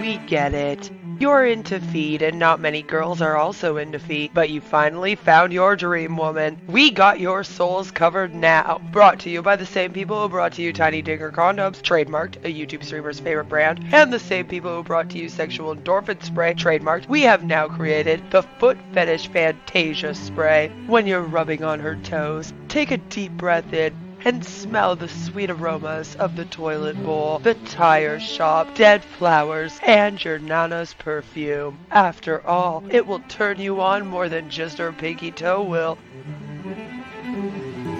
This little piggy has been to the market and grabbed themselves a bottle of the foot fetish Fantasia spray, trademarked. It made it so much easier to wake to my ex-girlfriend's feet after she posted up her beach trip vacay photos. Grab your bottle now and make that nasty foot fragrance vanish just like a ghost. Located at CVS Pharmacy, Shoppers Drug Mart, Rexall, Walmart, Kmart, Chaz R Us, and in your favorite foot fetishist nightstand.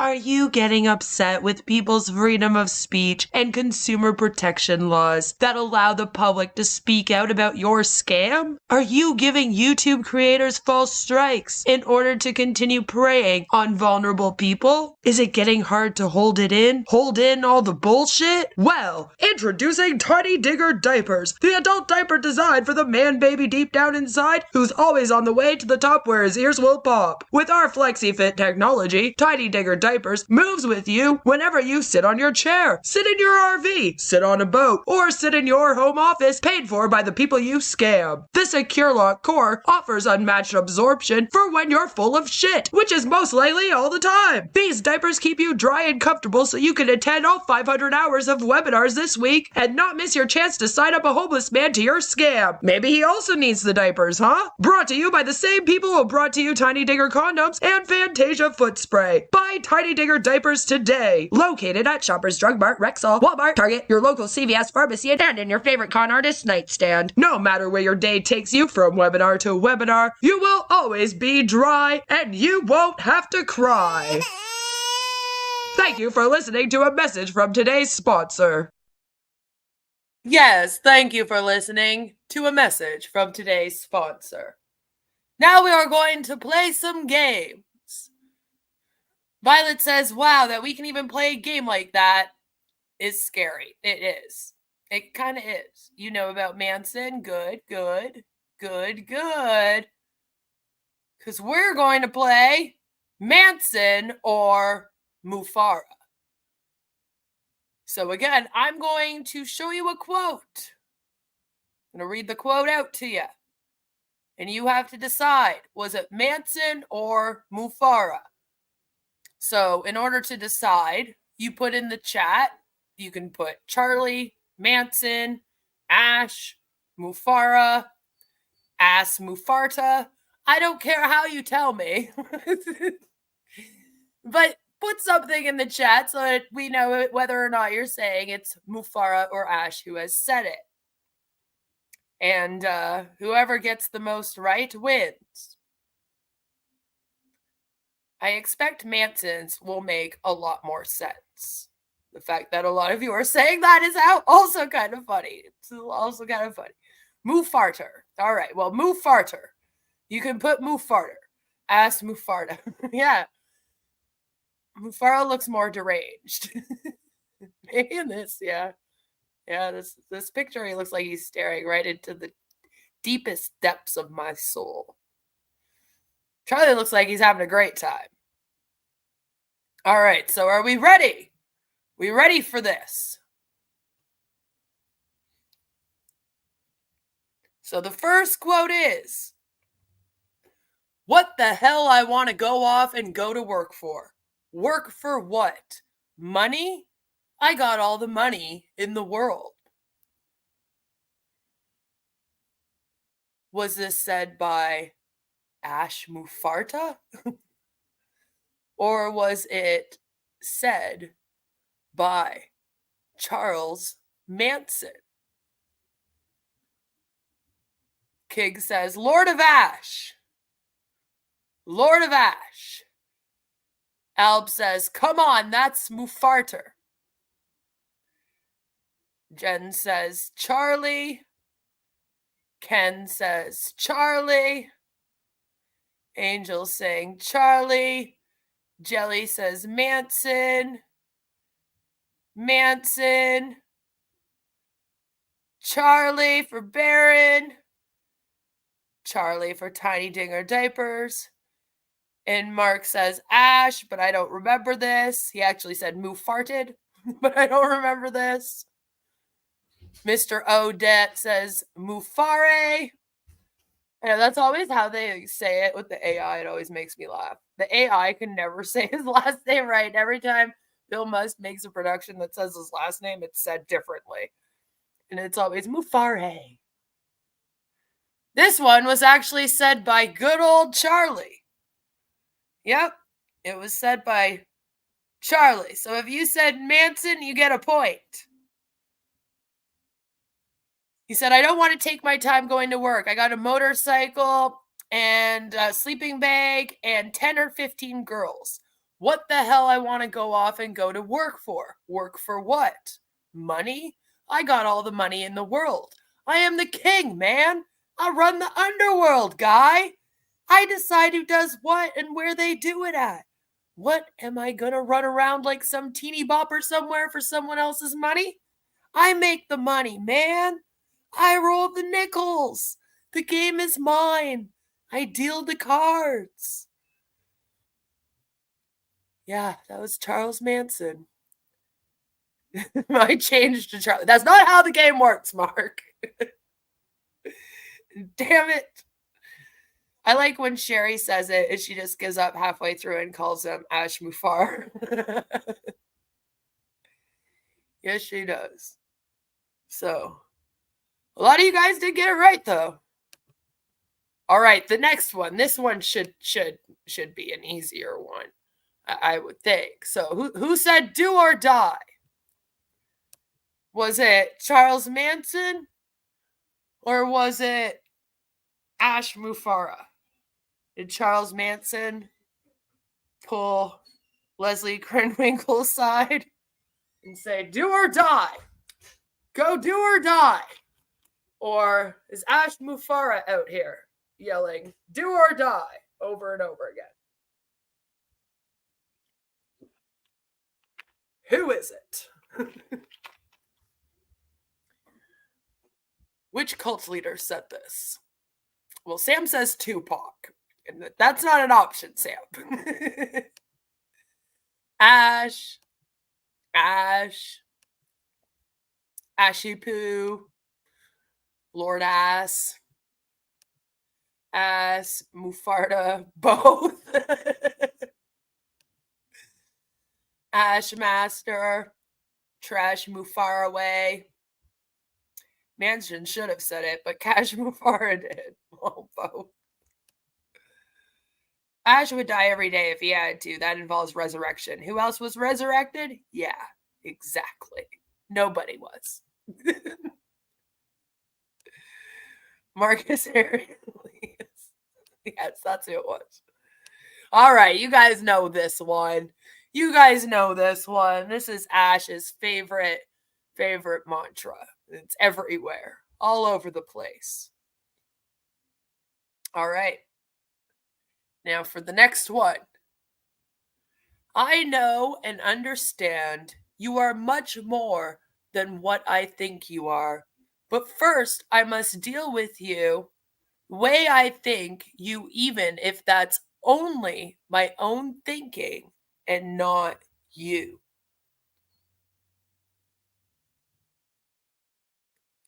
Who said this one?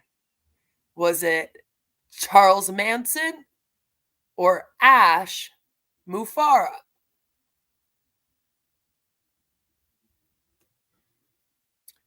Using God as a benefit for your MLM ad must carry extra charges at the time of passing. Manson. Charlie. Sam says Kamala Harris for sure. Manson.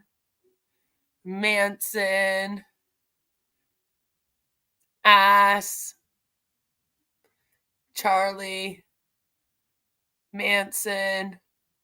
Milo said this one. Good old Chucky. This one was said by Charles Manson. I know and understand you are much more than what I think you are, but first I must deal with you the way I think you, even if that's only my own thinking and not you. It makes no sense. Maybe Ash, but don't remember, so Manson. You got that in before I showed it. So, yep, this one was said by Charles Manson. Good old Charlie. No sense makes sense. Does this one make sense? No sense makes sense. Wow, the grammar was pure ass. Ash. Mr. Odette says it was Ash. Salah's Tiny Dinger says this is Ash. Is it Ash Mufara or Charles Manson? No sense makes sense. Angel says Charlie. Ken says Mufarta. Jelly says Manson. Ella says no sense is nonsense. Must be Ash. Moo face farter. Mark. Baron says Manson. Jen says Mother Farta. Sam says Gandhi. Charles. Good old Chuck. No sense makes sense was said by Charles Manson. That's a Charles Manson quote, but I can see why you would have thought that was an Ash quote. Like I said, this may be harder than you think it's gonna be. Just, I don't know if that's surprising or not to you. Snap. Oh, snap.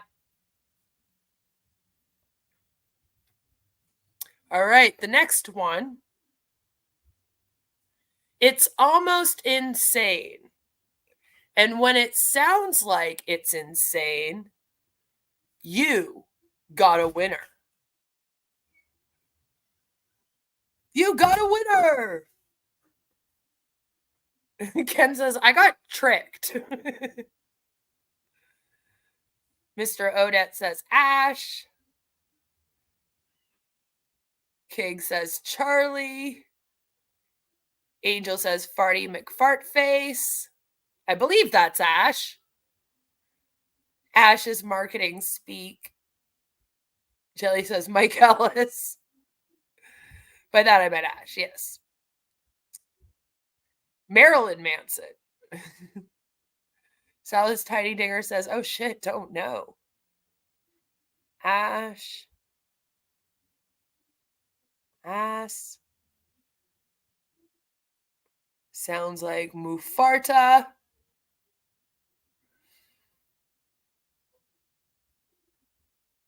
The person who said it's almost insane, and when it sounds like it's insane, you got a winner. It's actually Ash Mufara. Ash Mufara. You got that one in there in time, Ken. You said that before I showed it. There's also a little bit of a delay, I think, so I'm keeping that in mind too. So that one was definitely Ash. Maybe because it said winner, it gave it away, huh? That was such an Ash thing. And this one, as you can see, it was shared around as a quote by many people. Many people. Like, this was spectacular to them. They were like, oh my God, how profound of a quote. We are a fresh concept. It's almost insane. And when it sounds like it's insane, you got a winner. Heyo! Mark says, I'm a good judge of character. Not. I don't know. Ella's pretty cool. So that one was Ash. All right, the next one. Mr. Odit says, when it sounds like it's insane, it's probably insane. And maybe don't do it, you know? So the next one is, pain's not bad. It's good. It teaches you things. I understand that. Is this Charlie Manson who said it? Or is it Ash Mufara who said it? Mr. Odit says, Chuck. Jen says, Ash doesn't have character. Giant Ass Adult Diaper says, Chuck. Ken says, that's Charlie. Jen says, that's Charlie. Angel says, gotta be Chuck because it makes too much sense. I think it's hilarious. And Charles Manson, especially at the end of his life, was literally a blabbering maniac. But for some reason, you guys are like, he made so much more sense in comparison to Ash. And that's hilarious to me. I think that is funny. I love it. Charlie and the Chocolate Factory. Chuck E. Cheese. Charlie Mufara, I'm hedging my bets. Arnold Schwarzenegger. I'll be back. Pain's not that bad. I can't do it. I can only do I'll be back and make it kind of sound like it. All right, so the person who says, pain's not bad, it's good. It teaches you things. I understand that. The one Jelly says, this is a hard one. She's going with Manson, though. All right, the person who said this was Charles Manson. Pain's not bad, it's good. It teaches you things. I understand that. Ella got Mufara in there. Good old Mufara. But no, it was Manson. It was Manson that said that one, and that one was a hard one. Does sound like something Ash would say, doesn't it? It's a hard game. All right. The next quote is, "You cannot lift up humanity without a heart." You cannot lift up humanity without a heart. Who said this one? Was it Ash Mufara or Charles Manson? Ash. Ash. Ash. Mr. Ash. Ash. Ash. Ken says Charlie.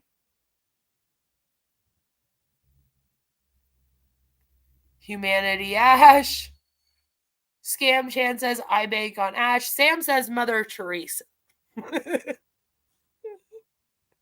Fair, Sam. Fair. That one might be fair. Asenak. It was Ash. He's the direct quote that they also shared around and thought was pretty crazily amazing was, "We want to lift up the lives of those around the world. You cannot lift up humanity without a heart." Ash just proves he doesn't have one because he's not doing anything to lift up humanity. That's right. Guess he doesn't have a heart. Uh-oh. Uh-oh.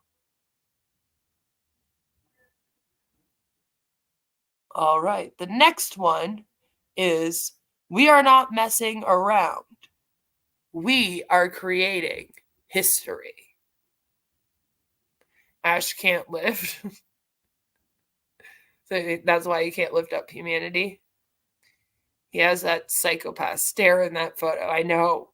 Looks creepy in it. Tricked again. I see the point of this game now. So who said we are not messing around? We are creating history. Ashenine. I like that. Ashenine. Ash. I don't know. I hope I did that justice. Jen says Charlie. Giant says Ash. Mark says ass. We are not messing around. We are creating history. Was it Ash Mufara or was it Charlie Manson? Who would have said this? Dang it, more Ash nonsense. Oprah. Charlie. Ash. Ella says Ash. Jelly says Manson. Baron says it's a tough one. But you did say Charlie. And the answer to who said we are not messing around, we are creating history is... Ken says Charlie. It's actually Ash. It's actually Ash. Antonio guessed Ash. And the quote is, "Onpassive is a disruptor in every true sense of the word. What we have accomplished and are completing is historical. We are not messing around. We are creating history. We are creating a value that will make you successful beyond your imagination like never before." Also shared around, like, oh my God, look at this quote. It's so amazing. Creating a value, right? Ash has said so much nonsense. It's true. It's only disrupting the lives of those who have been fooled into believing, Ash, right? Ash is worth 2 Charlies. He's forward thinking. Okay, that's scary, right? A little bit. A little bit. I always like it when he calls it a disruptor because, I'm always like, I don't think you know how disruptive you really are. All right, now who said, I'm Jesus Christ? Whether you want to accept it or not, I don't care. Was it Charles Manson or was it Ass Mufarter?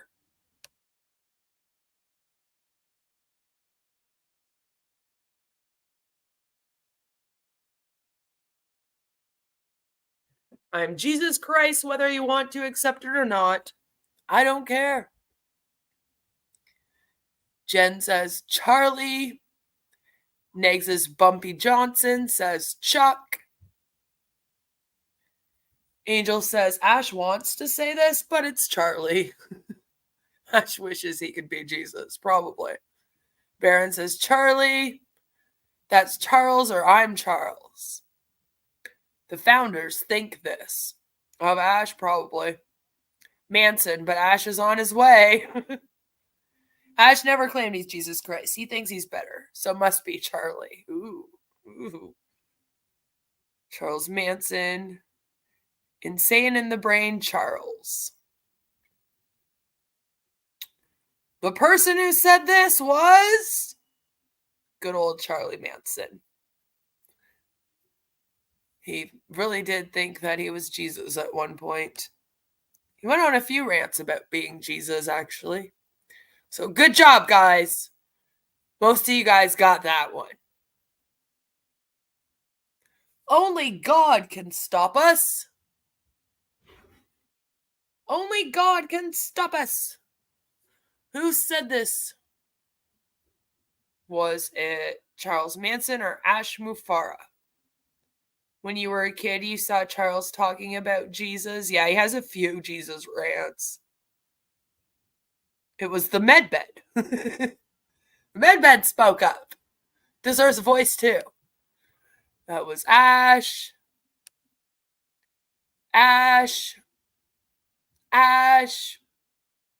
Angel's like, another one I can see both saying, but this is Ash.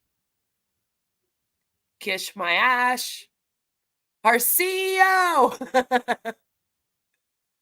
Ash. David Koresh. Probably also. Smash face.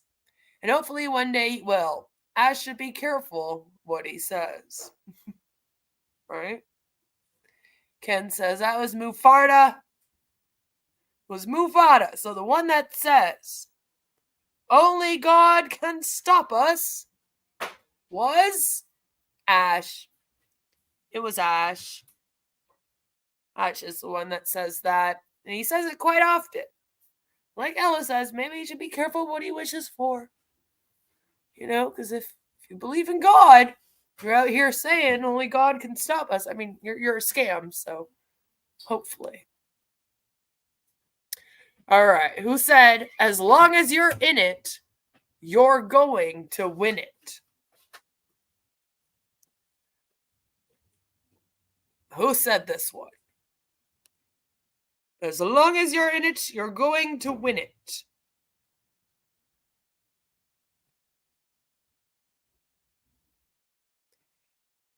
Joe says, Ash said it. Ash said it. Ash. Every deluded Onpassivian. Fair. Ash. Do I need to say? You do. It's the best song ever. Sam says Jim Jones. Mufareh. Ash.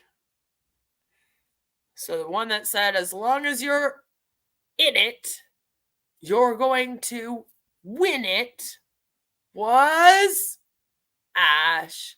Ash says it. As long as you're in it, you're going to win it. And it was shared around as a quote as well. Gotta love it. You gotta love it. They really do think that he says some amazing things. All right, who said total paranoia is just total awareness?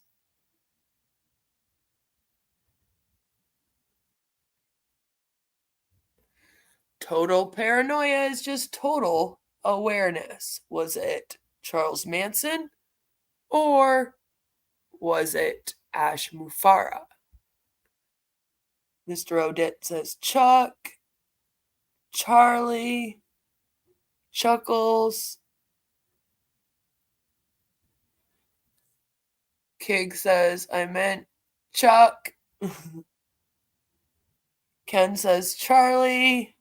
Baron says Charlie. Sam says Kurt Cobain. Charlie.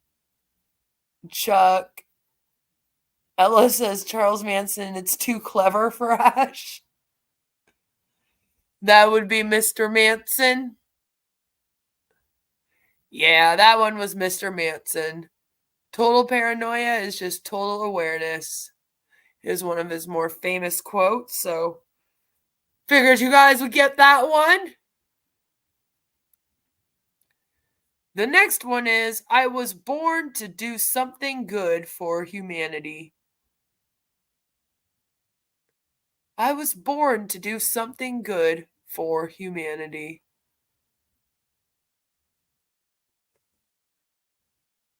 Was it Ash Mufara or was it Charles Manson?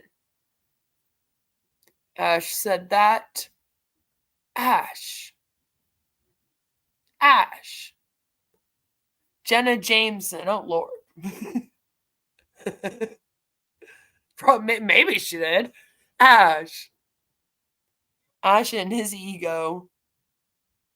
Mufarta. Muffin the Mule. Assuming that's Ash.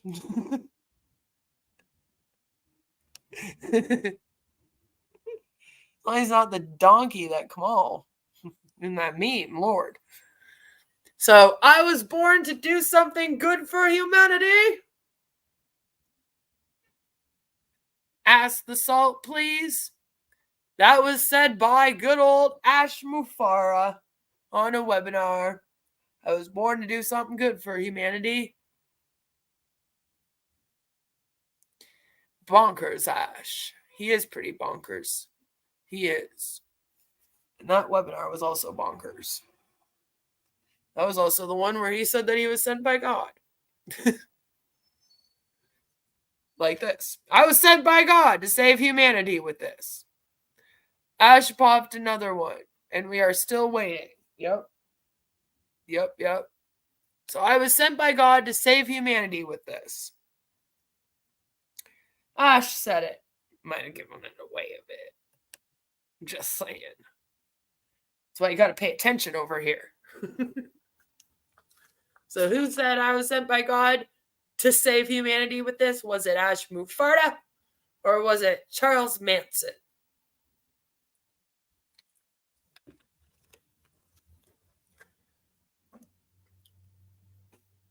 Jen says Charlie. Joe says Ash. Kig says I am your friend, so I believe that's Ash. Mufarter. Ashes to Cashes. Ash said it. Guess it takes a bit more than 108 million to save humanity. So the person that said I was sent by God to save humanity with this was Ash. Ash. He has said this many, many, many times on many webinars. It's very annoying. You know? All right, now who said the real strong have no need to prove it to the phonies?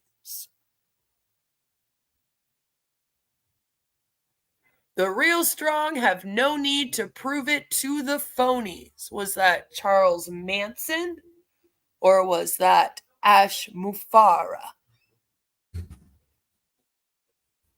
Mr. Odit says Chuck said it. Kig says Charlie.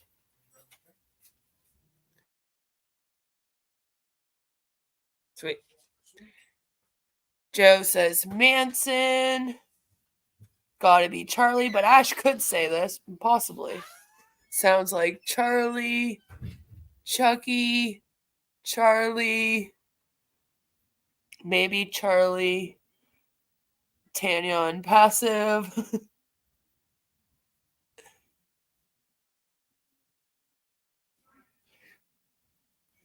So the person who said the real strong have no need to prove it to the phonies was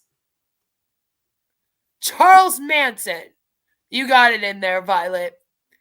You got it in there. The real strong have no need to prove it to the phonies, said by Manson. Good old Manson. Manson said that one. Yes, he did. But doesn't it also sound like something Ash would say? You know? Although he probably would have called us naysayers. Maybe that's what gave that one away, if you will. I believe this is our last one. Yes, it is. This is our last one. Manson was with that wisdom. You doing this one? They won't stop us. They can try, but we are disruptive. They won't stop us. They can try, but we are disruptive. Odit says Ash said it. Joe says Ash. Angel says Ash. Ash. Charles Mufara said it too. Jelly says Ash. Jen says Charlie. I mean, yeah, Charlie's disruptive. My bestest friend Ash. Once again, the elusive they, Ash. Oh my god, another Ash classic. And Ken says that's Mufara 100%. AI is for all.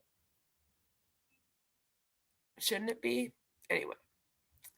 So who said they won't stop us? They can try, but we are disruptive?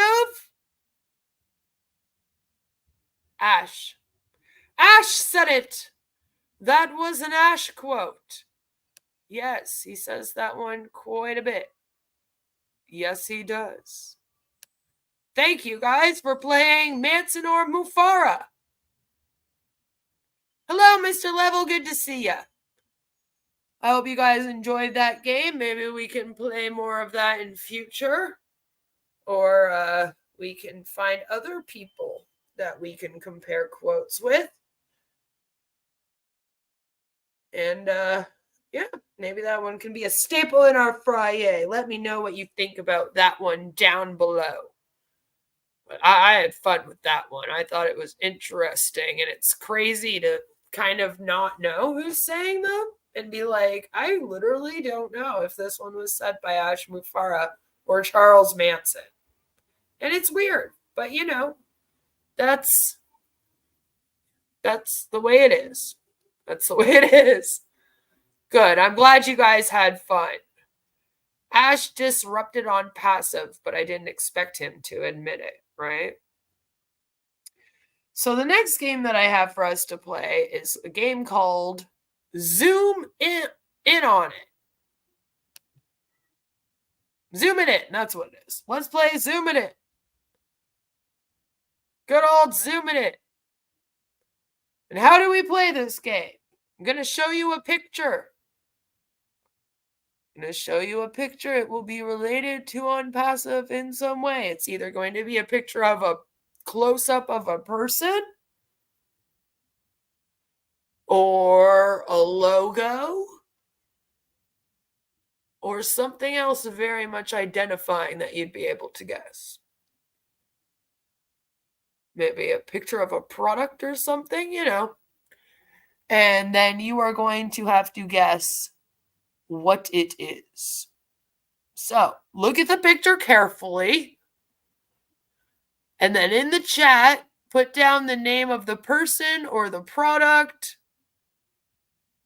And everyone who guesses correct gets a point.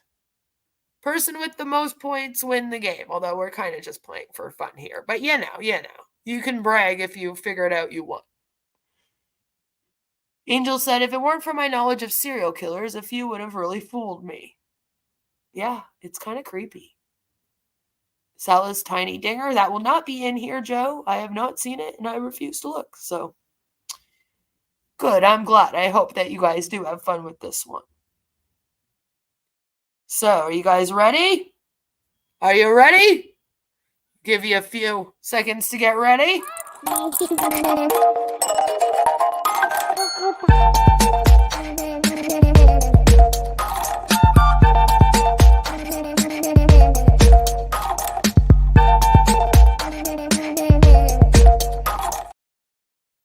All right, we ready? Yes. Yes, ready. Joe says, I've avoided it. It's weird that we have to avoid it, Joe. I'm so ready right now. I'm so in it to win it. That's right. Okay, so let's do this then. The first picture. All right, I'm going to give you some time to take a little look-sees. So who is this person? Who is this person? Take a guess.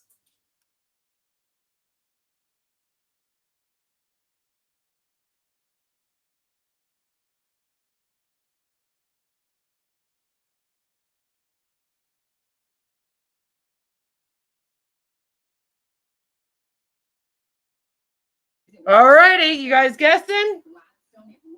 Take a guess. Take a guess. Who is this? Who is this? Who is this person? Who are they? Why are they here? What's going on? Very interesting. Very interesting.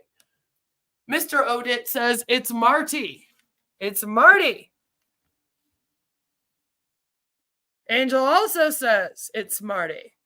Cake says to get your med beds ready. Maybe you'll need them. I don't know. Joe says Marty's mouth. Scam Chan says old toothless. Some guy. Chris Johnson's mouth, Mr. Level says. Jelly says Marty. Is it Marty? Jen says red. No teeth, Mr. Marty Ellis says.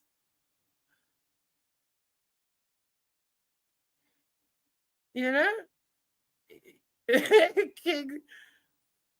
I'm so ashamed that I recognize it so well. Do not panic. So you guys are going with Marty? It's Marty's? Don't panic. You guys think it's Marty? Alrighty. The answer is it's Marty! That is Marty DeGarmo's mouth. A close-up of his mouth. A lot of you pointed out that, yeah, you could tell it was toothless. So there you go. Look at that.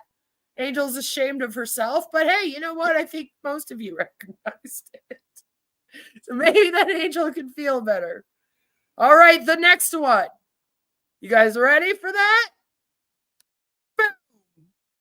I'll give you a little bit of time.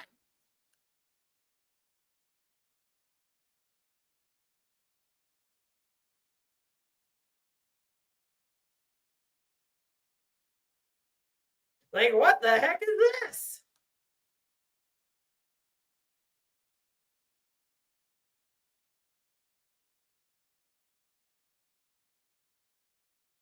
It looks like a damn square. What is it? What is this damn square? Where does it come from? Come on, guys, what is it?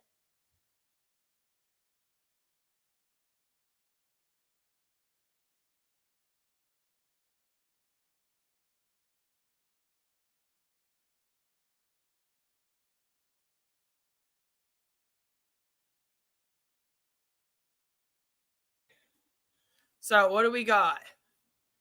Mr. Odit says, is it the Onpassive logo? Yeah, maybe. One of the color blocks. Mark's mad at me. He's like, what the fuck? How the fuck am I supposed to guess this one, Queen? What the hell are you trying to pull here? An orange square? Good guess, Ken. Good guess. Sherry's blouse, Joe says. Sherry's blouse. Scam San says Onpassive logo. Maybe.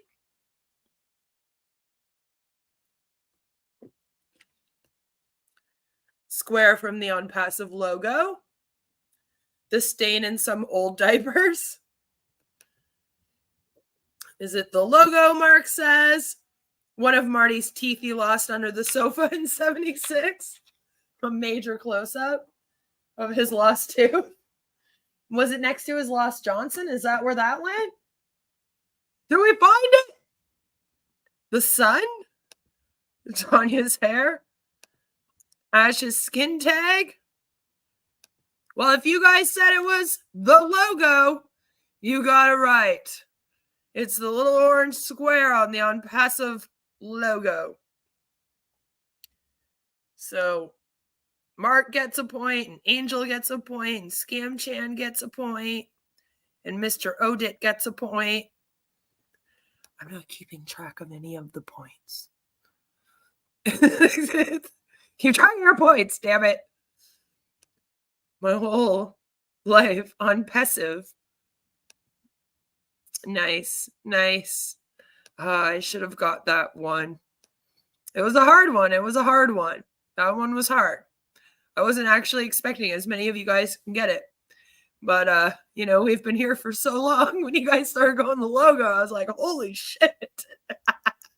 I was kind of like, that was a hard one. I didn't think anyone was going to get that one. I'm sure Sherry owns a top that color. Probably, Joe. Probably. She does like her oranges and her pinks and whatnot, right? So probably. Perfect. All right. The next one. What or who is this? What is this? The heck is this thing? Looks like an egg. What is it? What does it belong to? It's either great or a condemnation of us. Right? Aim himself. You think it's Michael Williams' aim? Michael Williams aims head. Kig says aim. Angel says Red's head. Jen says they usually don't pay much attention to the visuals. Ella says Red's head. Oh, are you second guessing yourself, Angel? Red's head. Red's bald head. Slab head red. Some guts irregular dome.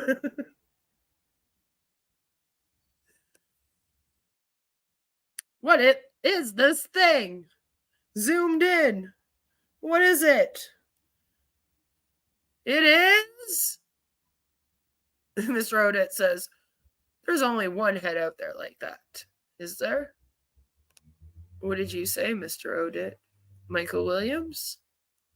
It is Red Redfern's head.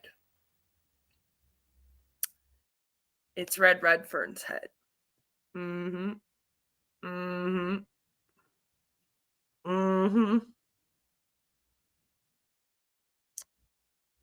I'll stay with Red's head, but it could be Michael's because it's not as fuzzy. It's Red's. It's Red's head. So if you said Red, you got it. You got it. Red has some stubble. Maybe Williams or White. Until you got in a Micah aim. It was Red. It was Red. He does look quite tan, right? And that's why I think you guys thought it might have been Michael Williams. Dang, I'm losing points. No, I don't think you lose points. You just don't get an extra point. Damn, stay with your first choice. Always, always, always stay with your first choice. He must have been on the deck that day. Well, they have been going around in their boat a lot over the summer months into a lot of like tropical like places. So, you know, he's seen some sun. Seen some sun. All right, you guys ready for the next one? This. Who is this and what is this? How many O coins for the winner? 1 million. 1 million. Who is this? Whose eyes are these? You stared into them before? Mr. Odette says Ash. Ken says Charlie. Cake's just creeped out. Just creeped out. No. Snake Ash. Scam Chan says it's not Susie. My soul is gone. Ash. Ash. Who is it who's staring into the deepest, darkest depths of our souls with these eyes? It is. Jen's got in an Ash. Let's go. It's Ash. It's Ash. Yep. We've used that picture a lot because he looks kind of creepy. He looks creepy. Mr. Odette says those are actually very nice eyes, but those aren't really his, are they? The photo looks AI enhanced. He does actually have nice shaped eyes. Pity about that flippin' nose and head and face and ears, though. Oh, yeah, no. These are his eyes. You know, these are his eyes. Yep. He does have nice eyes. I think it's just this stare with them that makes it look creepier and darker somehow. Oh, wow. Dang. Yeah, it's like his psychopath stare. You know? You're waiting for Mike Ellis, by the way. I'm Mike Ellis, by the way.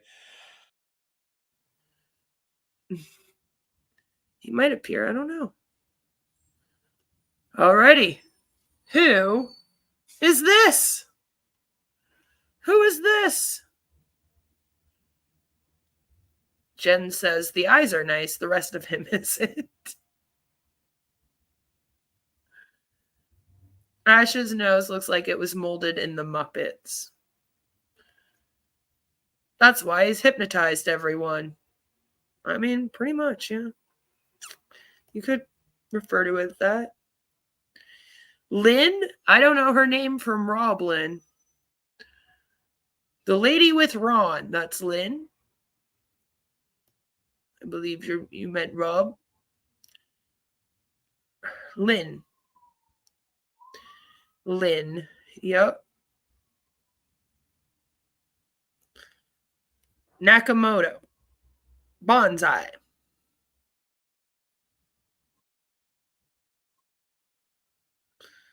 Red's Chrome Dome. Lynn. Whose nose and mouth be this? Jen says pass. Who be this? Caffeinated angel faster on the keys than the stoned ape over here. She's fast. You gotta keep up.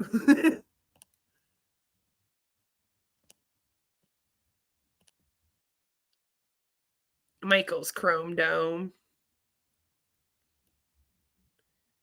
Who is this? Who is it?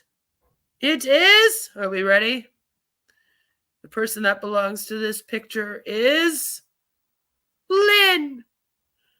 Lynn. Ken says, I don't know who this woman is, but I don't want to get bit. So there's that. Lynn. And this is like one of my favorite pictures. It just looks so fucking awkward. Ella says, I have to be honest, I don't know. You can't hear me, but I was doing a drum roll on my desk. Awesome. I don't know why Ash looks so like squished up in this picture. And just so awkward the way he's like standing and everything. Like it looks like it's fake. But this is a real picture of them. All right, guys, what is this?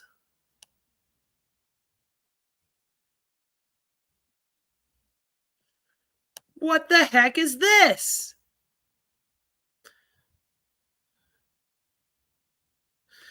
Joe says, we have been watching these people too damn much to know these people like this. Trying to look less tall and more skinny next to her. Maybe that could be it. That could be it. Mr. Odit says it's the ONET logo. Joe says something Onpassive. Angel says, I'm not up on their logos real well. Oh, Connect. Ken guesses the new Olympic Games symbol. King says, oh, bowl. One of the product logos. Which one, Jens? Which one? I'm trusting Mr. Odit's the ONET. You're going with ONET. Jelly's going with ONET. Ella says the O Connect logo.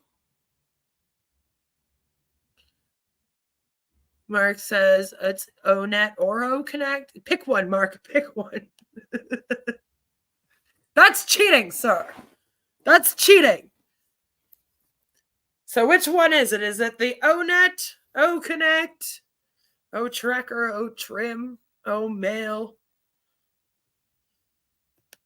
Which one do you think it is? Mark says he's going to go with ONET. So he's going with ONET, and Ella's saying O Connect. So this is quite the battle in their home right now. Let's see who wins, shall we? I had to take care. I don't know what's happening. I was trying to recruit you all for Charles Manson. We're playing zoomed in, so you have to guess what this is. Not Odit. Whatever happened to Odit? Offline. All right, so is it going to be the Ella team O Connect or Mark B team O Net? Ken says O Not Connect. The answer is O Connect. Ella wins. Ella takes it. Alb says, oh, circle jerk. Yes, that is the O Connect logo. So if you said O Connect, then you got it. Ella has just used her persuasive skills to change my mind to O Connect. Oh, bless. Oh, my God. I got it. Angel says, yay! Yes, Ella won that one. It is O Connect. Alrighty, we ready for the next one? Next one is this one. What one is this one? What logo is this? What the hell? What the hell? Alp says, oh, verify. They do seem to have the Onpassive V there. That's a good guess. Oh my word, I have no idea. Joe says, I don't give a shit. Sorry, Joe, I'm trying to play a game. Olympics. Imagine if, like, Onpassive said that they were sponsoring the Olympics. I was waiting for something like that. I was like, that sounds like something he would do. Oh, joy. Pity we couldn't check on the oh, yes. verify. Violet says, oh, founders. Ken says, the new Google symbol. Mr. Odette says, I think Albs is right, though. I see a V. They love low-hanging fruit in their logos. The C shape in the last one should have been the giveaway. So you're going with O verify? Angel's saying O verify. So the answer for this, picture 7, the answer for it is the founder logo. So Violet got that one right. It's the good old founders logo. The logo for O founders. But you don't see it very often anymore. So I'm not surprised not a lot of you guys got that. You know what I mean? If you guys don't remember, the V with the circle in Onpassive, that's supposed to be a person. So Mr. Odette wasn't completely wrong when he was doing a breakdown thinking that they had some imagery in this logo. They do. You just got the wrong one, I guess you could say. You saw the V instead of the person. So you were trying to interpret it as the V for O verify instead of thinking about how it was a person and an O founder. You know what I mean? You were almost there. You were on your way. On your way. You know? The first logo I ever made on my first day in graphic design class was the same one the teacher yelled at me for handing in. That's not good. Alb says, I think the FIFA thing was a one-off. Ash didn't realize the founders would make enough noise that FIFA would catch wind of it, and he would just be able to sound cool to the founders, right? Woo woo! That's right. Violet got that one right. I think we only have a couple more to do here. I believe there's 10. All right. Who and what is this? What is this zoomed in?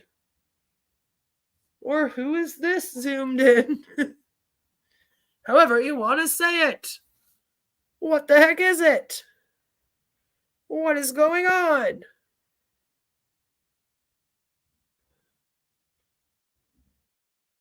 Who or what is this? And I'm sure everyone's mad at me. They're like, Lord Queen, what the fuck is this exactly? Come on, guys. That's the fun of the game. Violet says the skin tag. There's a close-up of Ash Mufar's ear with the skin tag. Yes.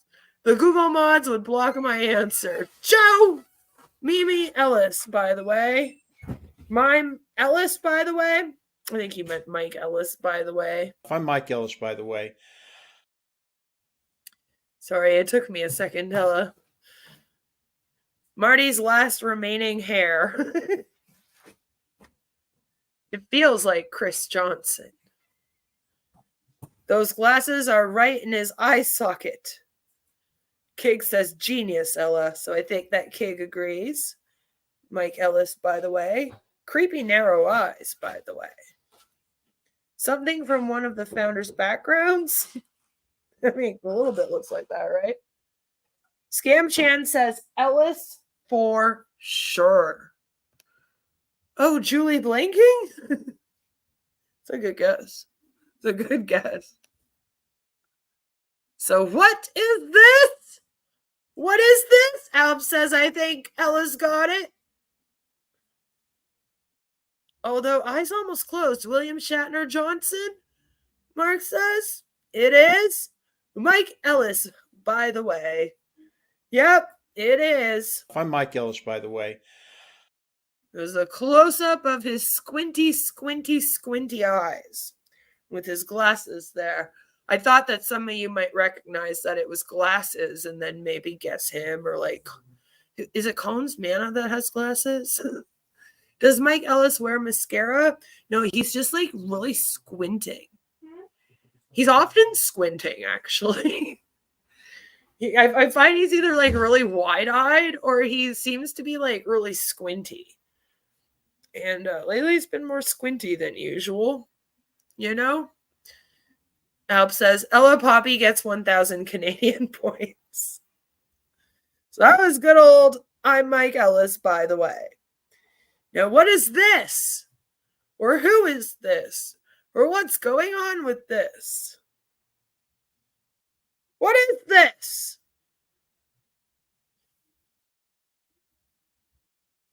That's his tell. He squints when he lies. Yes.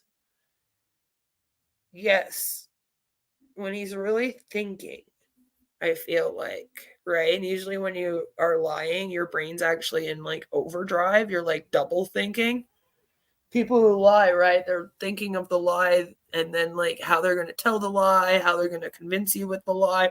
And it almost all happens at once. Our brains are very interesting. And so sometimes you can almost see people thinking. You know, it's like Ash does that too. And he'll like check out for a couple seconds. And it'll look like he's looking off to the side. And a lot of you guys are always like, why does he keep looking off to the side? I think it's because he's thinking. Definitely Chris, Alp says. Joe says Chris Johnson. Jen says Chris. Mark B says Captain Kirk, so Chris. Ella agrees, Chris. Kig also agrees. And Violet says it's Chris's marshmallow face.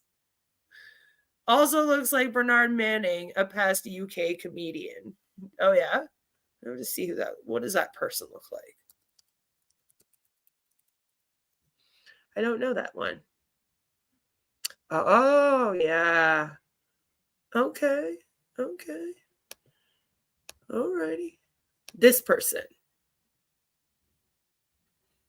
That's who Ella's talking about, if you don't know. Because I didn't know. Now that I've seen them, I'm like, oh, I think I know who that is, yes. But I didn't know by name. Interesting. I see it. I see it. I do. I see it. I get what you're talking about. I do. Chris Johnson squinting whilst he's shinning the light. He's shinning the light. Ooh. The human brain is an interesting creature. It is. It is. All right. So most of you guys got it. That is good old Chris Johnson and his William Shatner eyes. Yeah, definitely see the resemblance. I don't recall seeing that person before, though. Must be a Commonwealth thing. Shut up. Honestly, yes, Canada and the UK are very, very much alike. And we probably, like, I would say Canada is probably more like the UK than the US. You know? I mean, it's also our queen that passed away, by the way. I'm just saying. But, yeah. Yup. All right, what is this? What is this, guys?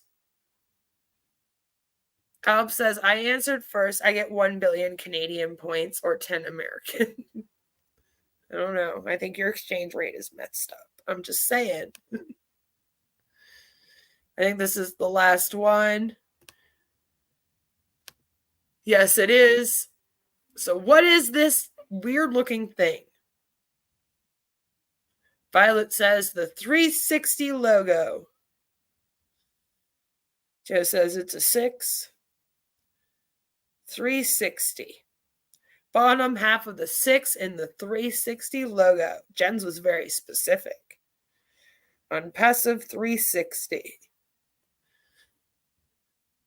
Get your answers in now. Get your answers in now. Looks like 0. Is it the total commissions the founders will make? You would think that after they found out that the employees weren't even getting paid, that they would clue in that, you know, they're really not going to be paid for a very long time. Might be the 666 logo. All right, I'll give you guys a few more seconds to get your guesses in.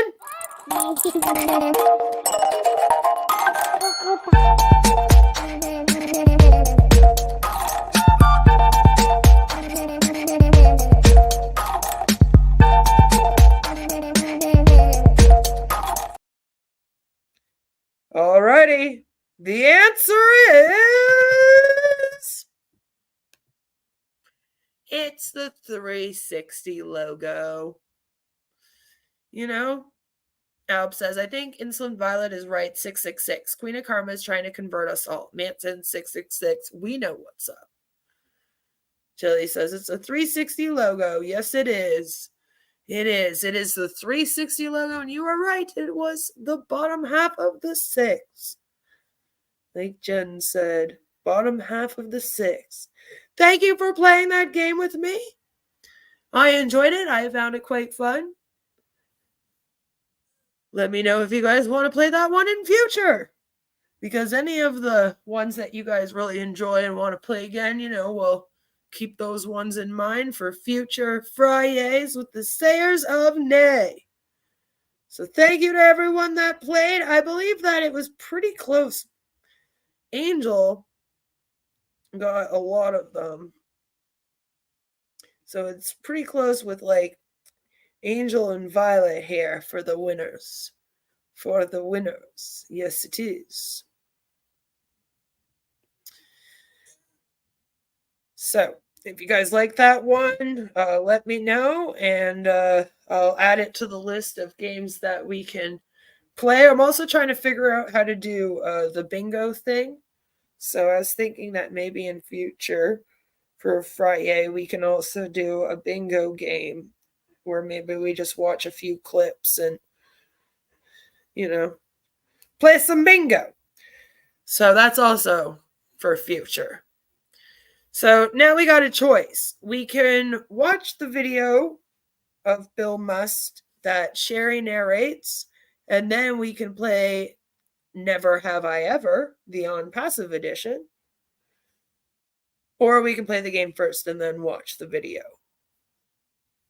What do you guys want to do? What do you guys want to do? Let me know. Say video or game for what you want to do next. It doesn't really matter the order to me. Queen of Karma, yo, hitting the stream. Fresh content daily, call it the dream. Wear my shirts, be part of the theme. Merch so dope, feels like a meme. Hoodies and caps, designs got flair. Reppin' my channel, you show you care. Support the hustle, no millionaires. Queen of Karma, yo, everywhere. Buy my merch, yo, help me grow. Every purchase gives me mo. Strings and fits you in the flow. Rock the gear, let the world know. Pins and patches, sticker packs tight. Queens on the grind, working day and night. Coffee mugs, live streams, join the fight. Support the dream, keep it in sight. Buy my merch, yo, help me grow. Every purchase gives me mo. Strings and fits you in the flow. Rock the gear, let the world know.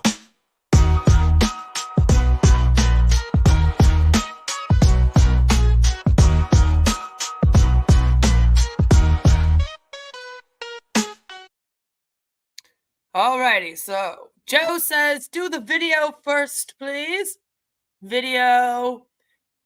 Violet wanted to know what it was. It's a Bill Must video that's narrated by our dear Sherry.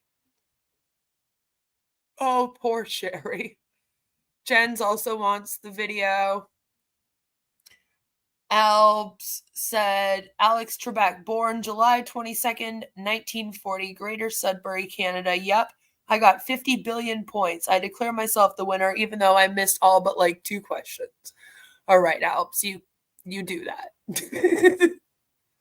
Oh, yeah, sounds like a fun video.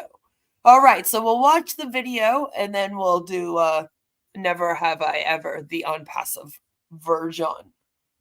So this is a video that Sherry made with Bill Must Productions. And it is called Onpassive is So Real, Needed for All.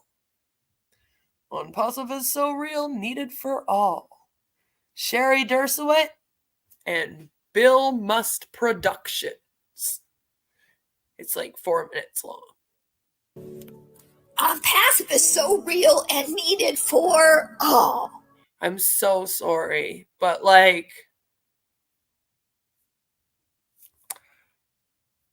I'm really sorry, but Sherry sounded a little rough right at the beginning, and I don't know if most people would watch the remaining of this video if they weren't like us and didn't absolutely adore Sherry.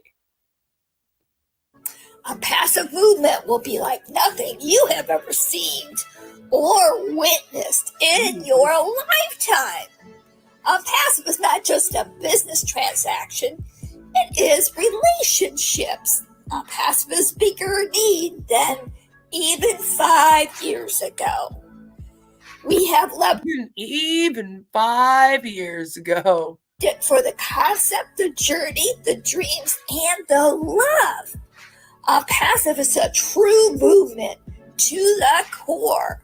It's very strong ideology. I hate it. I hate it when they call it an ideology. I don't think it will make you sad, Violet. Thank you, Ken, for the $5. I didn't get the points, but I still won. Sure thing, Ken. Onpassive is so good for humanity.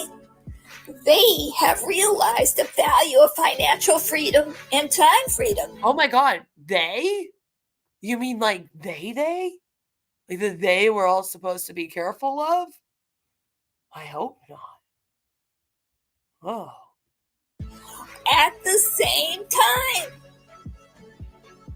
Onpassive is something that provides value to every society on the planet. It is the only one that cares for your success. You will never your success. Oh, bless your heart, Sherry. Thank you, Mark, for the $4.99. Ella's in my trivia entry fee. Get all we offer in your lifetime. That's why I hate it when they bring up lifetimes. You know, it's like, is it going to happen in your lifetime? Robin Noble doesn't think so. All business owners, this is a no-brainer. The no-brainer. Old marketing ways are over. Onpassive has something more when it comes to leads and traffic. We have cracked the code. The data war led CEO, my brother, Mr. Ash, to use AI, use it in real time in compliance at its best. Yeah, I guess like Ash actually did go and meet Sherry. Like, I know he didn't go and meet Chris, but he did go and meet Sherry. So I guess it is her brother.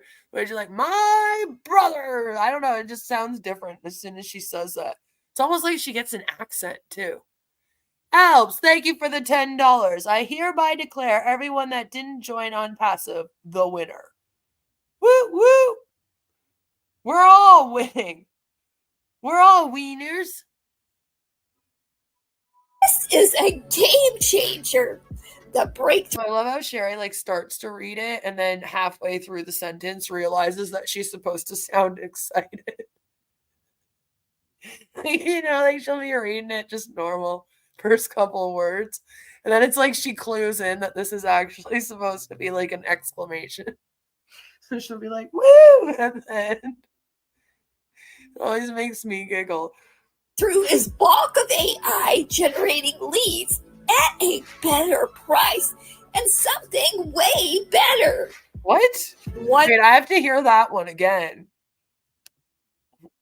Or at least read. The breakthrough is bulk of AI generating leads at a better price and something way better.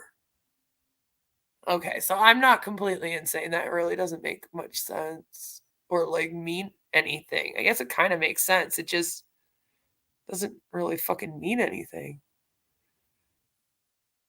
Right? The breakthrough is bulk of AI. I think that's what's fucking me. That's a really way to say AI. It's the grating voice that drains my will to live. It is kind of a bit rougher in this one, eh? Using the word brother just destroyed the whole thing. Like, and I brought up the other day how it's like kind of a cultural thing. And the thing is, though, is that Sherry, I'm not really sure what her culture is, like white Christian. So it just doesn't sound natural when she says it. Like in Africa, it's very common to be like my brother, my sister, my cuz. I don't know. It sounds more natural when they say it. I feel like because it's used in their vocabulary more. Like here, for example, we don't really refer to people as our brothers and sisters unless we're actually blood related or adopted into that family. And they're our fucking siblings, you know? Like even in a lot of religious settings, you know, you only use father and brother and stuff like that when you're talking to somebody about somebody that's like has a position in the church. And like, I don't know, just something about the way that Sherry says it, it just sounds so unnatural. We're all winners. We all won. That's right. We're in it to win it. Have fun, Baron. Have a good weekend. She should try saying bro or bra. Honestly, that would almost be better. You know what I mean? Be kind of like her using like internet lingo or something. Be less culty. There's that. We definitely use it way more in the US. Yeah, in the US, I'm sure it might be used way more. A brother is a monk, or a sister is a nun. Yeah. And then father is usually the priest. So like I've heard it in that terms before, but maybe that's why every time I hear it used, I'm like, culty.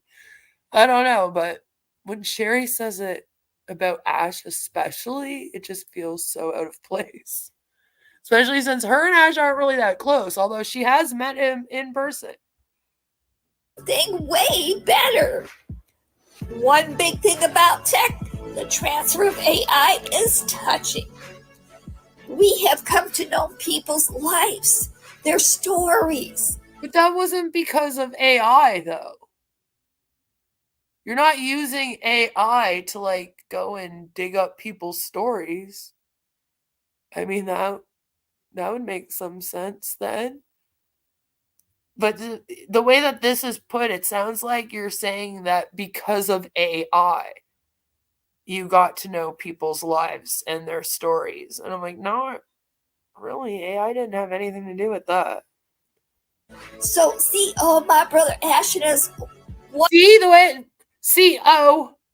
my brother... Like, I don't know, why does it sound so weird when she says it?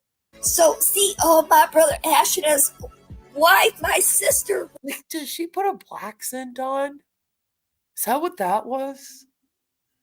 I don't know. It just doesn't sound natural, Sherry. Will continue the vision and the movement and the mission to change many lives and change our world to the better. That one was interesting to me because it brings up his wife, which sometimes they're like Ash and his family. I just find it interesting that they mention his wife specifically in this one now. She can try homie. Yay, Sam's off work. You can play Never Have I Ever with us. That's what I'm talking about. See, like, what the fuck was that, Sherry? Like, what? What did they do to Sherry? What did they do to her? That's what I'm talking about. Like, imagine if I said that unironically.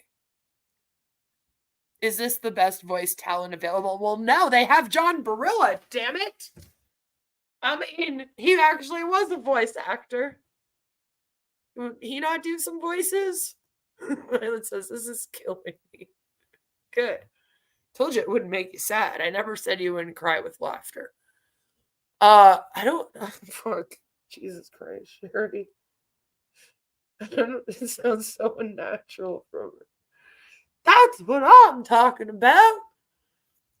I don't know why I sounded like Mickey Mouse. We are the king of technology. Collectively, we are made of Wait a gold. minute, it's not even matching up now. Like, hold on. Collectively, we are made of gold. Never before, never again will you come across a company that is doing it differently. Like just by not doing it?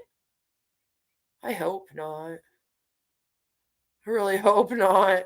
I don't know if I could take another company like Onpassive. John Barilla is a Harvey Weinstein clone, allegedly. Do they run this ship by Ash, the company, or just random with no fact checking? I wonder about that with Bill Must. Do you guys remember back a year and a half or so ago, there was this whole thing about how Ash didn't want people to do like marketing sort of stuff and unless they kind of like approved it first?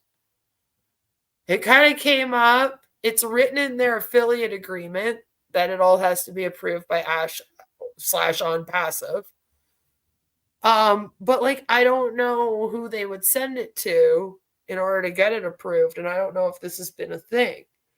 It was a thing at one point, like I said, they were all talking about it all the time and telling people that. So I often wonder, like, if Bill Must gets Ash's approval for these, or if he just kind of goes and makes them. Because the one we watched earlier today, too, it almost sounded like he knew more about what was going on behind the scenes than the rest of us did out here. So it's like, is he talking to Ash when he's doing these?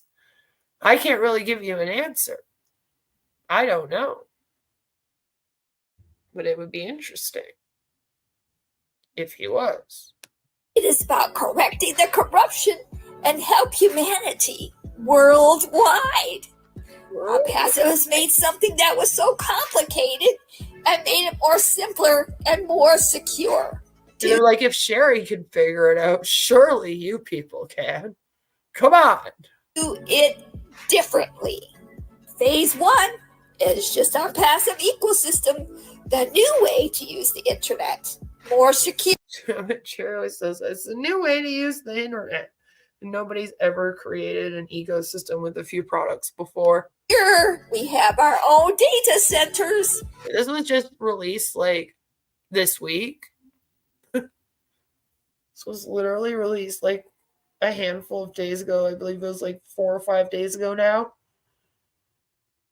You don't have your own data centers.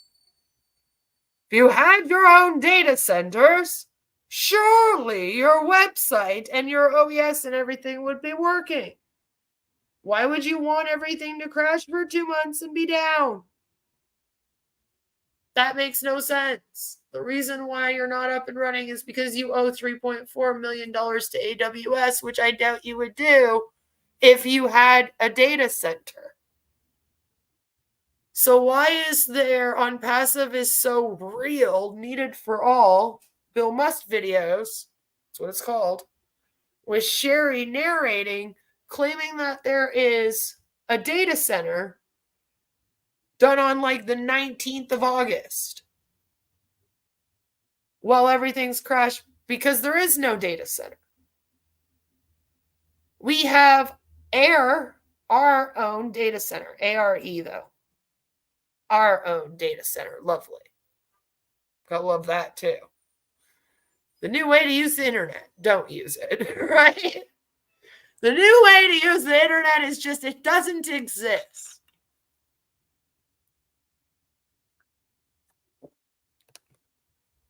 But Ash said himself, their servers went offline, so they must have had their own data center. Nope. Nope. And it's always angered me that he lies about having his data center, because if he knew anything, he would know that you can look up that information. It's public.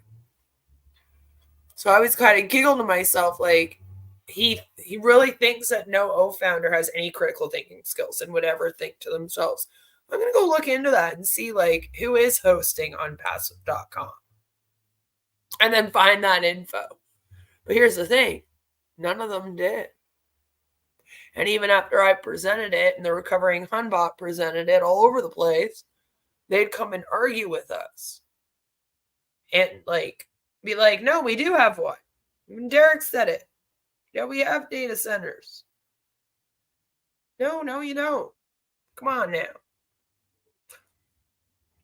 Sam says, where's the corruption? Who is corrupt? All big tech CEO billionaires have made our lives 100 times better, no matter what they are affiliated with. I mean, you could argue that. This is my point, though, when I say, like, most of the companies out here, especially, like, tech companies and stuff, their main gig right now is trying to make things faster and easier, and so that the everyday person could use these things, and that it would help make their lives easier in some way, make their business life easier, etc. Like, that's what they're all doing. So when Onpassive makes comments like, we're here to help humanity, but the rest of you aren't, blah, blah, blah, blah, blah, blah, blah, it's just kind of silly. So yeah, all the other companies are out here like, how do I make everyone's life harder? No. Like, what do you mean? Amazon blocked access to their AWS servers when the bill wasn't paid on time. I'm thinking so.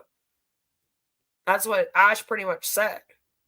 It uses AI. It is more easier.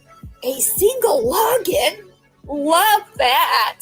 There will be many other faces to Onpassive. We are not just one thing. We are a gazillion things.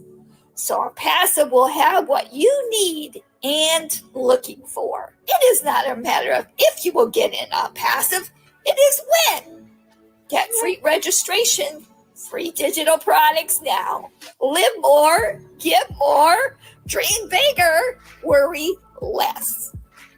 Wow, Sherry. Wow. That was a good one. That was a good one. But yeah, I don't like how you lied about having a data center. You guys do not have a data center, that's for sure. Yes, a gazillion. I do agree with Jens, though. I do think that this is what happened because they also went down on the same day that they would have signed their contract. You know, like they started the website June 27th, 2018. And then it went down June 27th, 2024. But they want to say the 24th. So I'm like, maybe we should let them. Amazon stole the data and destroyed Onpassive servers, right? Which, by the way, it also makes me laugh. They say the 24th because Ash claims that these guys did it early and implied that they weren't supposed to shut it down until the end of the month. But they did it like a few days early because I believe it was a Thursday or Friday when it went down. And he was like, oh, it wasn't supposed to be until Monday or something. But now he claims that it happened 3 days sooner than it did. Like, it's just like, obviously he's lying. You know, it's just silly. So, all right, our last game is going to be a fun one. Hopefully many of you have played this game.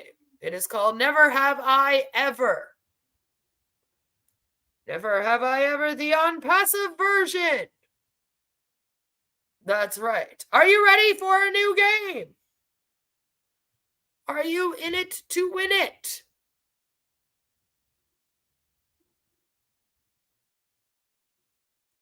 Joe said Amazon stole the data and destroyed Onpassive servers, probably. If they had their own database, the government would attack. I'm guessing Amazon is corrupt for not serving the OES for free. Yes, exactly. Yes. Everybody's corrupt. Just like how his employees are corrupt for wanting their wages for their work. You know, how dare you want to get paid? Don't you know I'm trying to save all of humanity? How dare they ask me to pay a bill? Don't they know I'm trying to save humanity? He really does think that he's above everything. What's the difference? Ash couldn't pay either way, right? You're ready? I was born during the 80s, so no, I didn't. And Joe, it's like, I haven't. All right, so how do we play? How do we play? Don't worry, Joe, I got you. So I will read the card out, and pose a never have I ever question to the chat. Everyone will answer in the chat never have if they have never done what I say, or you will answer in the chat have if you have. Only answer once per question, and you may or may not be asked to elaborate on your answer. So basically, I make the statement, never have I ever, and then I say something like, wanted to kiss Marty DeGarmo on the lips. And then you say, I have never wanted to. Never have. No, thank you. Or you say, I have. I think that toothless men are sexy. You know? Because if you said you have, you do know that that is one of those times where I would probably ask you to elaborate. Just saying. Just saying.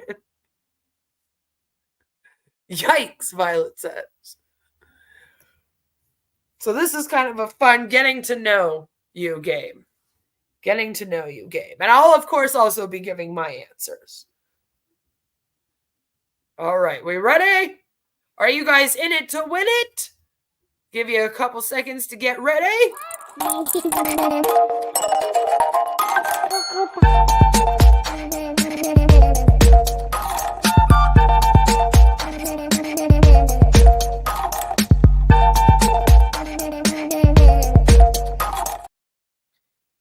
Alrighty. Violet says 4 people just dropped off. Well, maybe they don't want to play the game. Maybe they have some secrets, you know, that they don't want out. So, all right. The first one is, never have I ever binge watched Onpassive webinars. Have you ever spent a whole day just curled up and, I don't know, you're watching TV, you're on YouTube, and you just start watching the Onpassive webinars, and then all of a sudden it's the end of the day, and you realize that you've just been watching Onpassive webinars for an entire day. And you're like, wow, how did that happen? That was crazy. Maybe you were following along with the other O-founders as they were going from webinar to webinar, and you just found yourself caught up in it as well, trying to figure out what the hell is this thing. So never have I ever binge watched Onpassive webinars. Say if you have or you have not. Jen says, never have. Never did that. Jelly says, I have. Violet says, she has. Never, I got shit to do. But you know, you can listen in. You can listen in. No, I work a lot, but I would. No, because I watch them with haters. I can't handle them alone, Joe says. Mark says, I have, but not in real time. Usually 2 times. The speed. Double it up. I feel like I've done this. I have. I've spent a whole day just watching webinars. I've spent many days going from webinar to webinar with them. I like to try to experience MLMs as if I was a, future recruit of them, to see like, what is it like being a Hun bot in this MLM? Get into the mind frame of it, spend a few days at least doing what they would do. So, I mean, here in Onpassive, the only way to really do that is by going from webinar to webinar to webinar. I've also shown you guys me using the products and showing them and stuff. But I've spent many days just being like, I'm going to live today as if I was an O-founder. Just to see, is it even possible? Can you go to this many webinars in a day and still think clearly in between? I got to put myself through some of the suffering. Scam Jan says, humanity needs wealth even when it never comes. Good to see you, Johnny. Videos cured my sleep apnea. Definitely at 2 times and while doing housework. Yeah, it does make the housework go by faster. I usually have them on too when I'm doing stuff around the house. I always have to have something on, whether it's music or a webinar of some sort. I like to keep my mind busy. So I definitely have done this. All right, the next one. Never have I ever fallen asleep watching Onpassive. Have you ever fallen asleep watching Onpassive?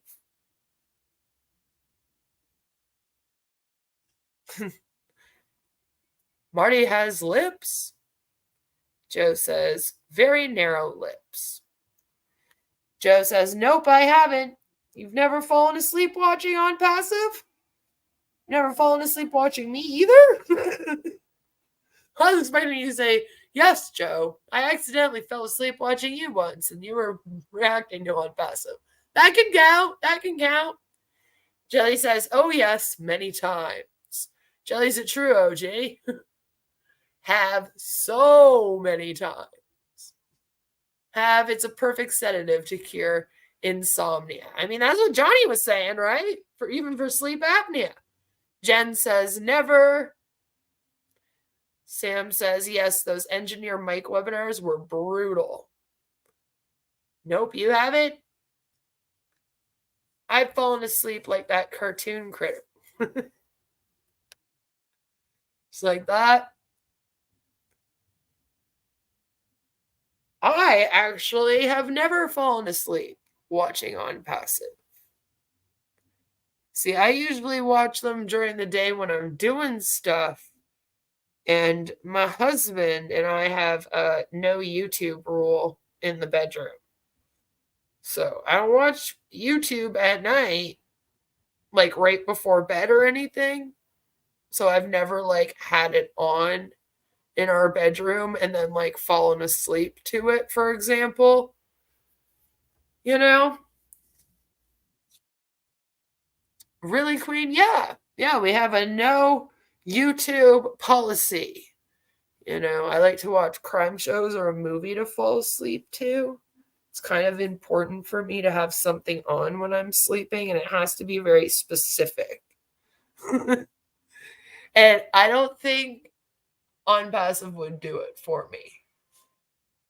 And my husband would probably be really upset at me if I was like, hey, for going to bed tonight, can you maybe just put on a Marty DeGarmo webinar? Like, he would be like, no, I'm not fucking sitting through that. That's more what it's about, right?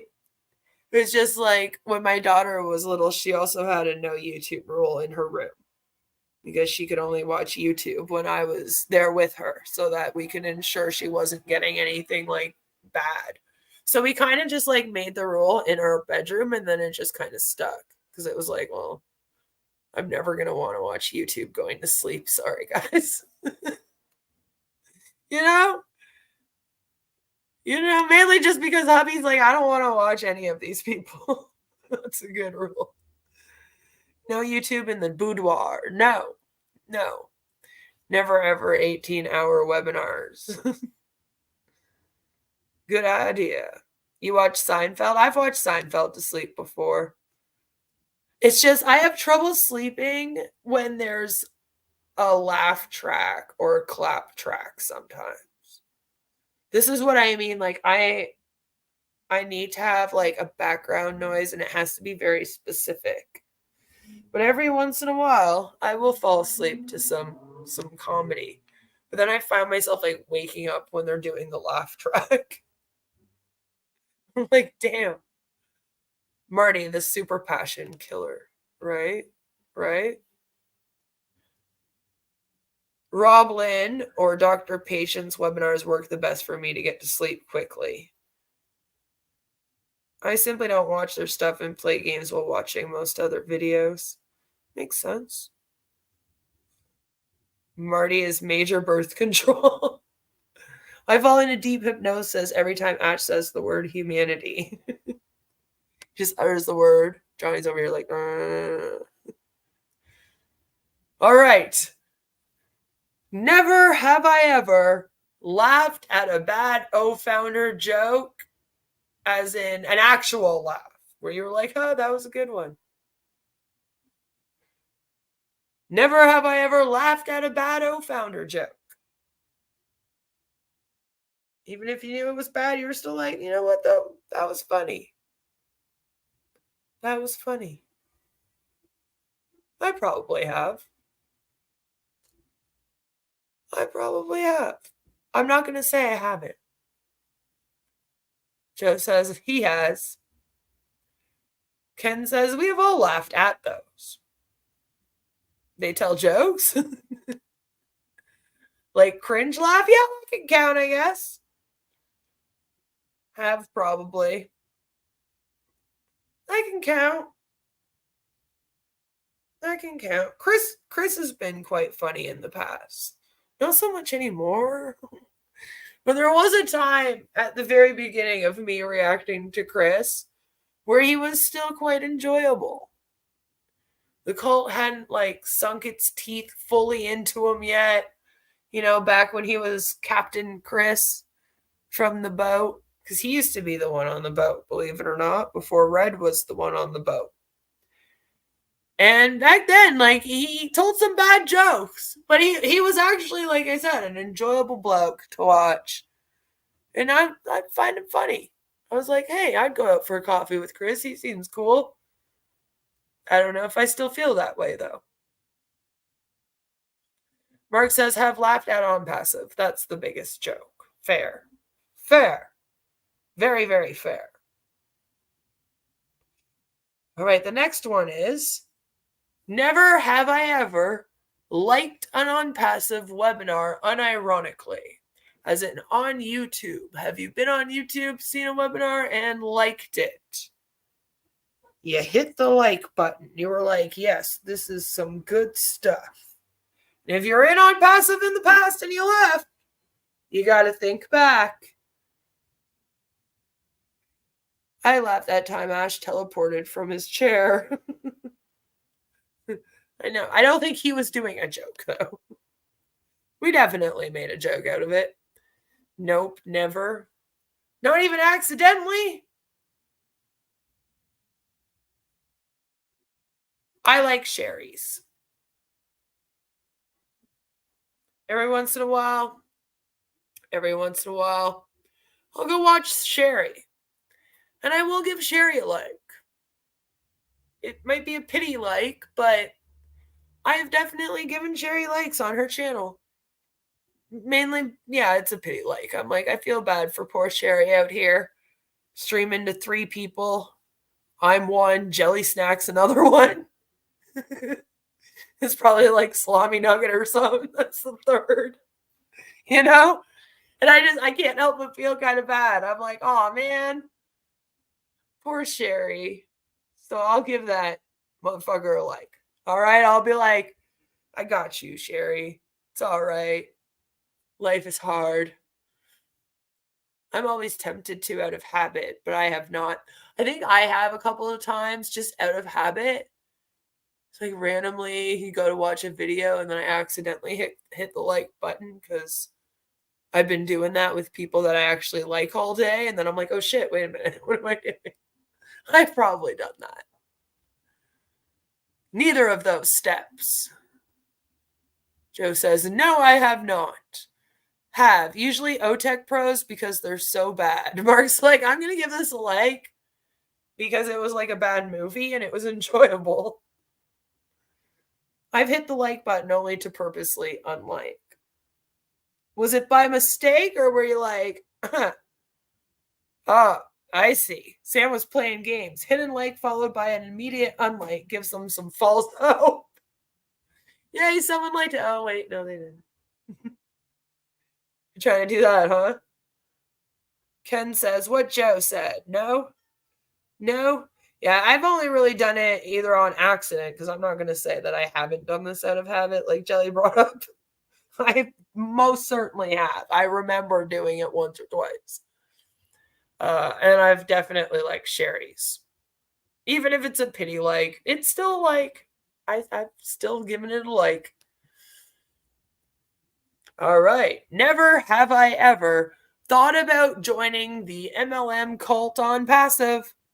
Not to expose it, but as an actual member. Has there ever been a point in time, maybe before you were here, maybe before you watched me, where Onpassive approached you, someone in Onpassive, one of the founders, was like, hey, join this thing. And you were like, you know what? All right, I'll look into it. And maybe that's why you're here. And maybe for a split second, you thought about it. You know, you were like, hey, my friend's in this. My family member is in this.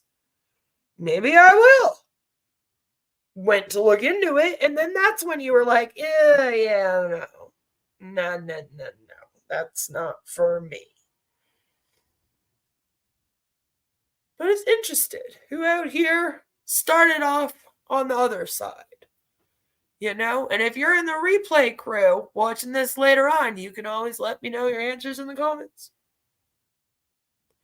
You know, Mark says, were you, Mark? Were you in Ella when you were approached by your family member? Maybe like, hey, yeah, we'll look into it. It sounds all right. And then 2 seconds later, you were like, yeah, I just Googled this. Or no. That'd be fair. That'd be fair. Joe's like, no, we need our money. Yeah. No, I was never given the opportunity, Jelly says. Jelly says, no one loves me like that. Ken says, my cult is the bank. They treat me like a slave. Yeah, I guess that's my cult too. It's not all of our cults.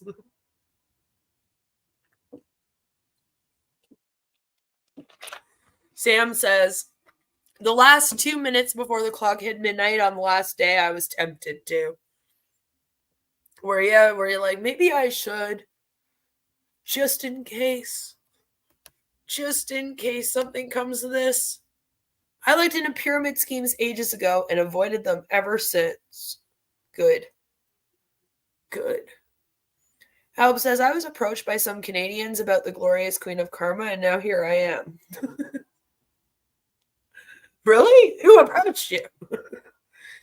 If Ash is smart, he'll start the reseller positions, and then we can join. We'll be their downlines. Nope, tried to talk the family member out of it as soon as I heard passive income while you sleep. Very good. Good, Mark. I'm glad. Because I didn't join Onpassive, but I have been in 2 multi-level marketing companies in the past. That's what's brought me here. I was going through leaving MLM companies, and I was dealing with friends of mine still being in MLM companies while I was leaving MLM companies. And as you know, it can be very difficult when someone you're close to is still in and you're no better. And I kind of went on a weird recovery journey from them that I didn't think that I was necessary, because I told myself that shouldn't need to recover from this. It was just some online business that you left. What the hell, you know? Sounds silly. Especially when you've gone through real recovery before, then it really sounds silly. But as I continued with my other therapies that I was doing, because I've always done therapy in my life, I realized that this actually did irk me a lot more than I thought. And maybe I did need to recover from it and talk about it and discuss all of it. And then once I was doing that in therapy, I realized that it's very similar to unbrainwashing yourself from being in an abusive relationship. And I said, wow, that's crazy. It's crazy to think that you can join a company online, then end up in another company like it, leave, and then have to go through a whole recovery process. What the hell is this thing? And then I realized that it was because it was a commercial cult and that was an actual thing. I was only really familiar with like religious and political cults, as most people were back in like 2016. It wasn't really knowing that there were other types of cults. Commercial cults still reasonably new. Anti-MLM community just really starting back in like 2016. And then through doing that, I was like, do you know what? I don't see a lot about this. We need to talk about this more. Maybe I will start a channel like my buddies and go and talk about this. And that's kind of how I ended up here. So I've thought about joining 2 MLMs in the past, but not this one. 2 guys, Noah and Liam, total hosers. Oh, yeah. Just waiting for the above market value to show up. If they reopen the founder positions, I'm so getting one. I would have gotten way more than my $97 worth of entertainment value from being on the inside. I mean, maybe.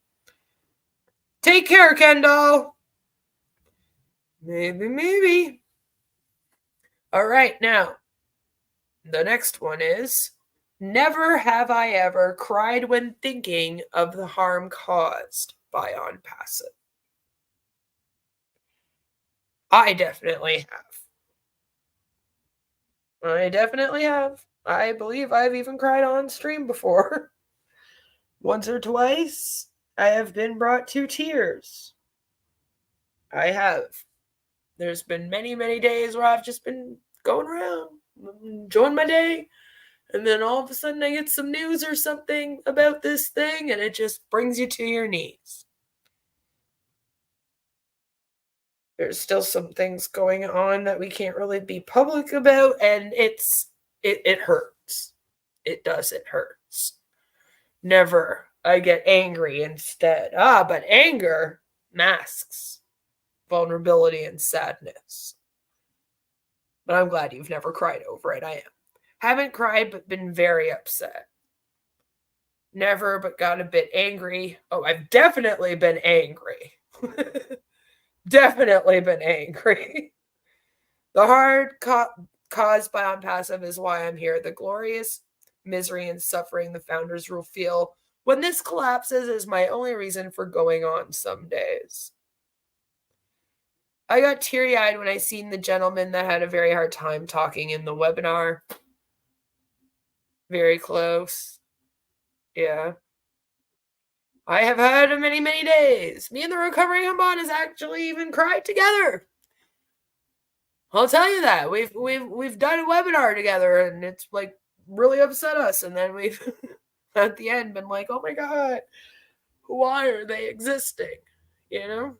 It can get to you sometimes. That's why people ever wonder. That's why I always try to keep kind of a happier, more positive, comedic sort of tone when I cover these things, because otherwise we would probably my channel would be quite sad. It would just be full of sadness. Not as angry as false claims of religion. Fair.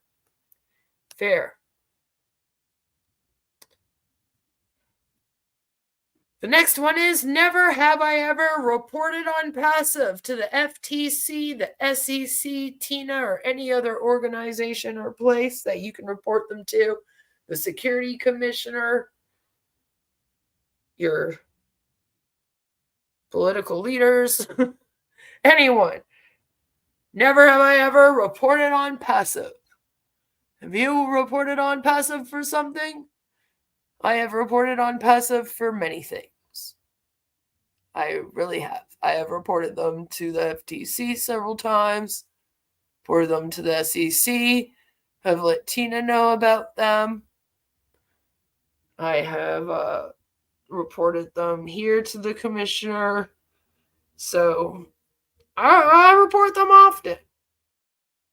If I see Marty making more illegal income claims, I might snap. Because there was a good month period where every single day Marty was making at least 2 illegal income claims. And I was like, oh my God, can you please just stop? I want to go one day without having to report something. Just please, I need a break. Joe says, of course I have. Never want it to last forever for the comedy. Never. I tend to keep my distance. It's fair. That's fair. Some people consider it to be touching the poo. I get accused of going in real life all the time because I report companies. It's like, now, when people are doing illegal activities, that's when you do report things. All right, that's when you actually do report. All right? All right? There was a time where I was asking a bunch of you guys to help us report them to the FTC. If you guys remember, probably a few months into us covering it a few years ago, we were saying, report them with us as often as possible. We got to get somebody on this. And then finally, the SEC came. Yay! PNG is in worse shape because of Onpassive. Yeah, probably. I believe that. I don't think I have on my to-do list. Ella has, but no one in the UK is really interested because it's not UK based. Yeah, that's hard. I get that here sometimes too because they don't have a headquarters here in Canada, right? So they're like, we can't really do much about this because, I mean, we can tell people not to join it, but that's really it. I'm like, yeah, I get it. Okay, thank you. I'll go back to the SEC now. But, yeah, no, I've definitely reported.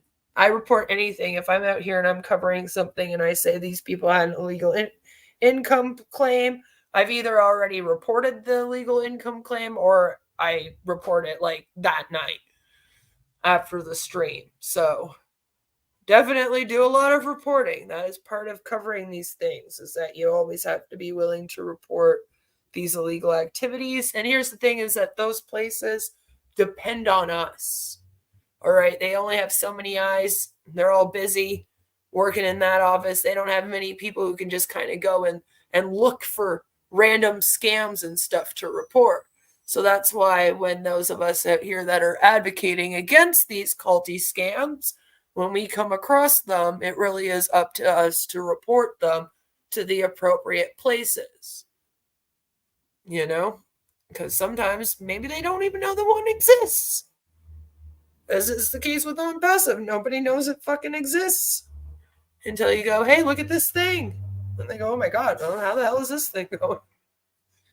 So, you know, I do a lot of reporting. All right. Have you ever, never have I ever, sorry, worshipped Ash Mufara as a great man? Is there ever a time that you have thought to yourself, you know what, maybe he's really cool? He's a cool guy, that Ash Mufara. In Germany, you'd need to be a victim. Oh man, that's too bad. That's too bad. You can't just like report it there. Joe laughs at me because he's like, no, I've never, who are you asking? If you ever worshipped Ash Mufara as a great man?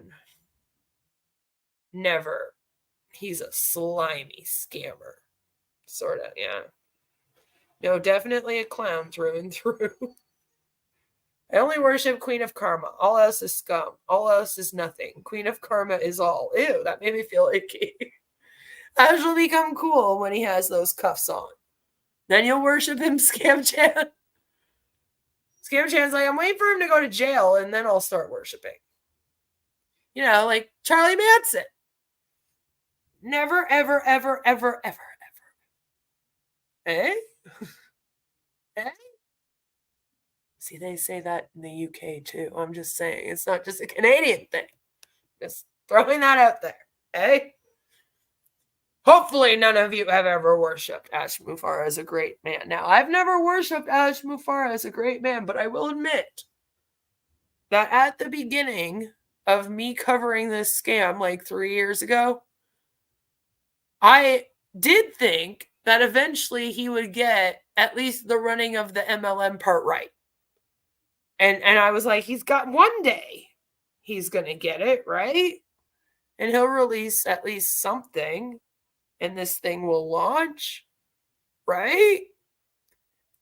And every time he made a promise, I'd tell everyone, oh, maybe this will be the one. Maybe this will be the time he actually does it. We'll just have to see. We'll just have to see. And people would be like, no, Queen, I promise you, he's not going to do it this time. Because some of them had already been there for a couple years. They're like, Queen, he's not doing it.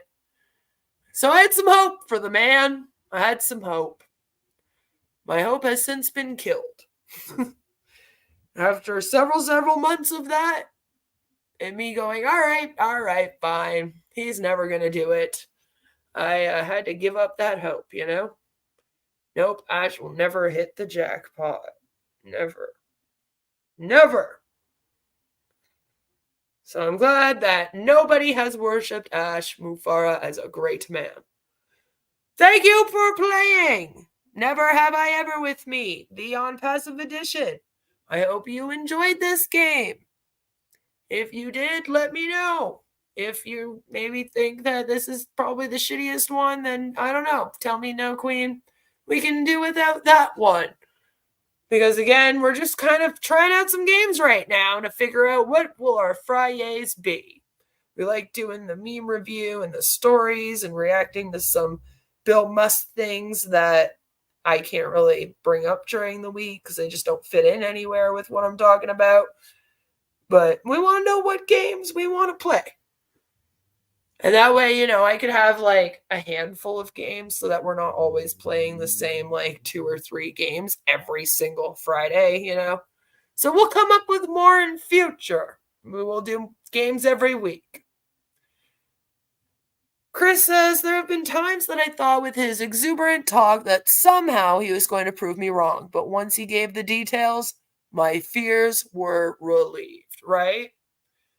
So at the beginning of me covering it, I was like, there's no way that this guy's going to go on for several years and not ever release anything. And then these people are just going to keep following him. But then I was like, doomsday cults exist, though. And it's a similar sort of thing. Maybe it will just work just like a doomsday cult. So stay tuned for in future when we talk about how Onpassive is very much like a doomsday cult. Joe liked this one. And this was Joe's first time ever playing Bill Mustard Gas.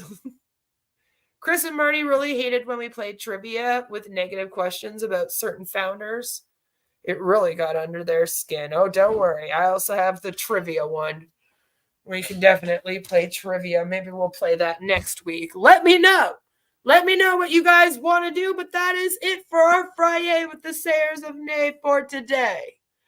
I got to get moving and grooving here. I went a little bit longer than I thought, but that's okay. So I hope that all of you guys had a fun time. Don't forget to say nay and have a fabulous FriYAY. I hope all of you have a good weekend.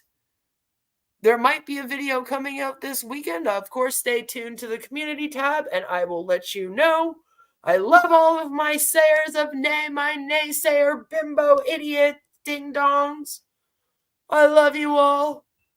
I hope you had fun with this. If you're a replay crew, let me know what games you liked or didn't like down below that we've played so far. So that, like I said, we can play them in future. And I'll see y'all real soon with another one. Mwah! Bye! Remember, we're in it to win it!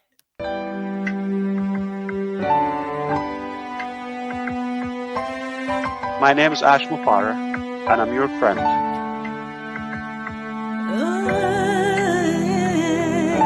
My name is Ash Mufara, and I'm your friend.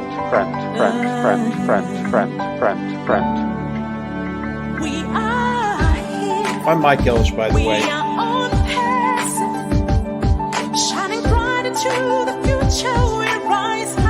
Call me Reverend Jim Jones, okay?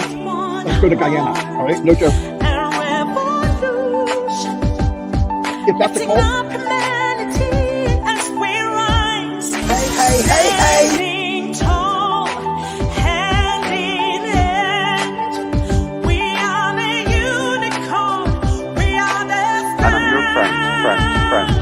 Friend.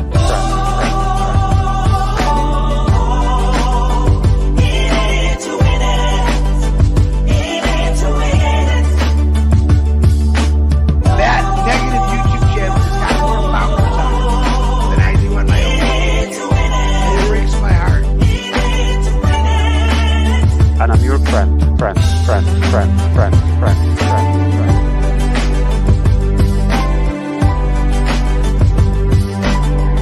My name is Ash Mufar. If you're rude, if you've been doubting or sighing, or we know who you are. Stop going there. She wants to be the first to make us look silly. Yeah, Queen of Karma's on there asking for a debate. That's the lady I brought out. Her debate was 3-minute Ash. Another Queen of Karma asking about why don't we answer the question about religion. I think we've answered that over and over again.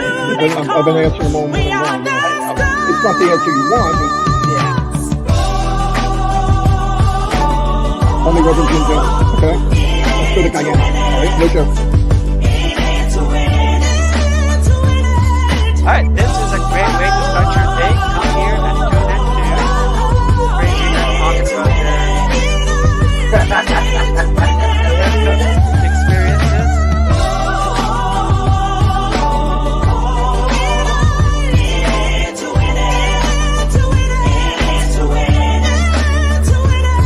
My name is Ash Mufar, and I'm your friend.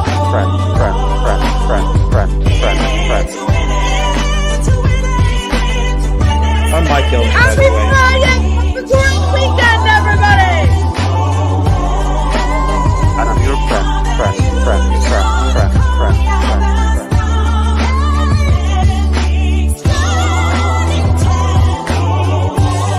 Stop going there.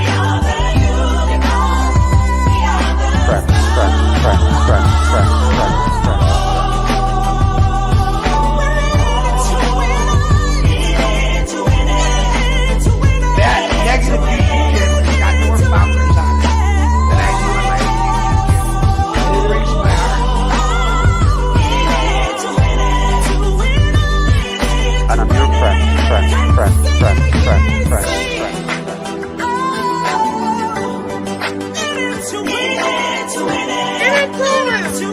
My name is Ash Mufar.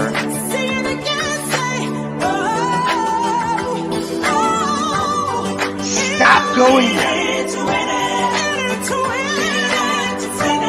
Yeah, Queen of Karma's on there. My name is Ash Mufar, and I'm your friend.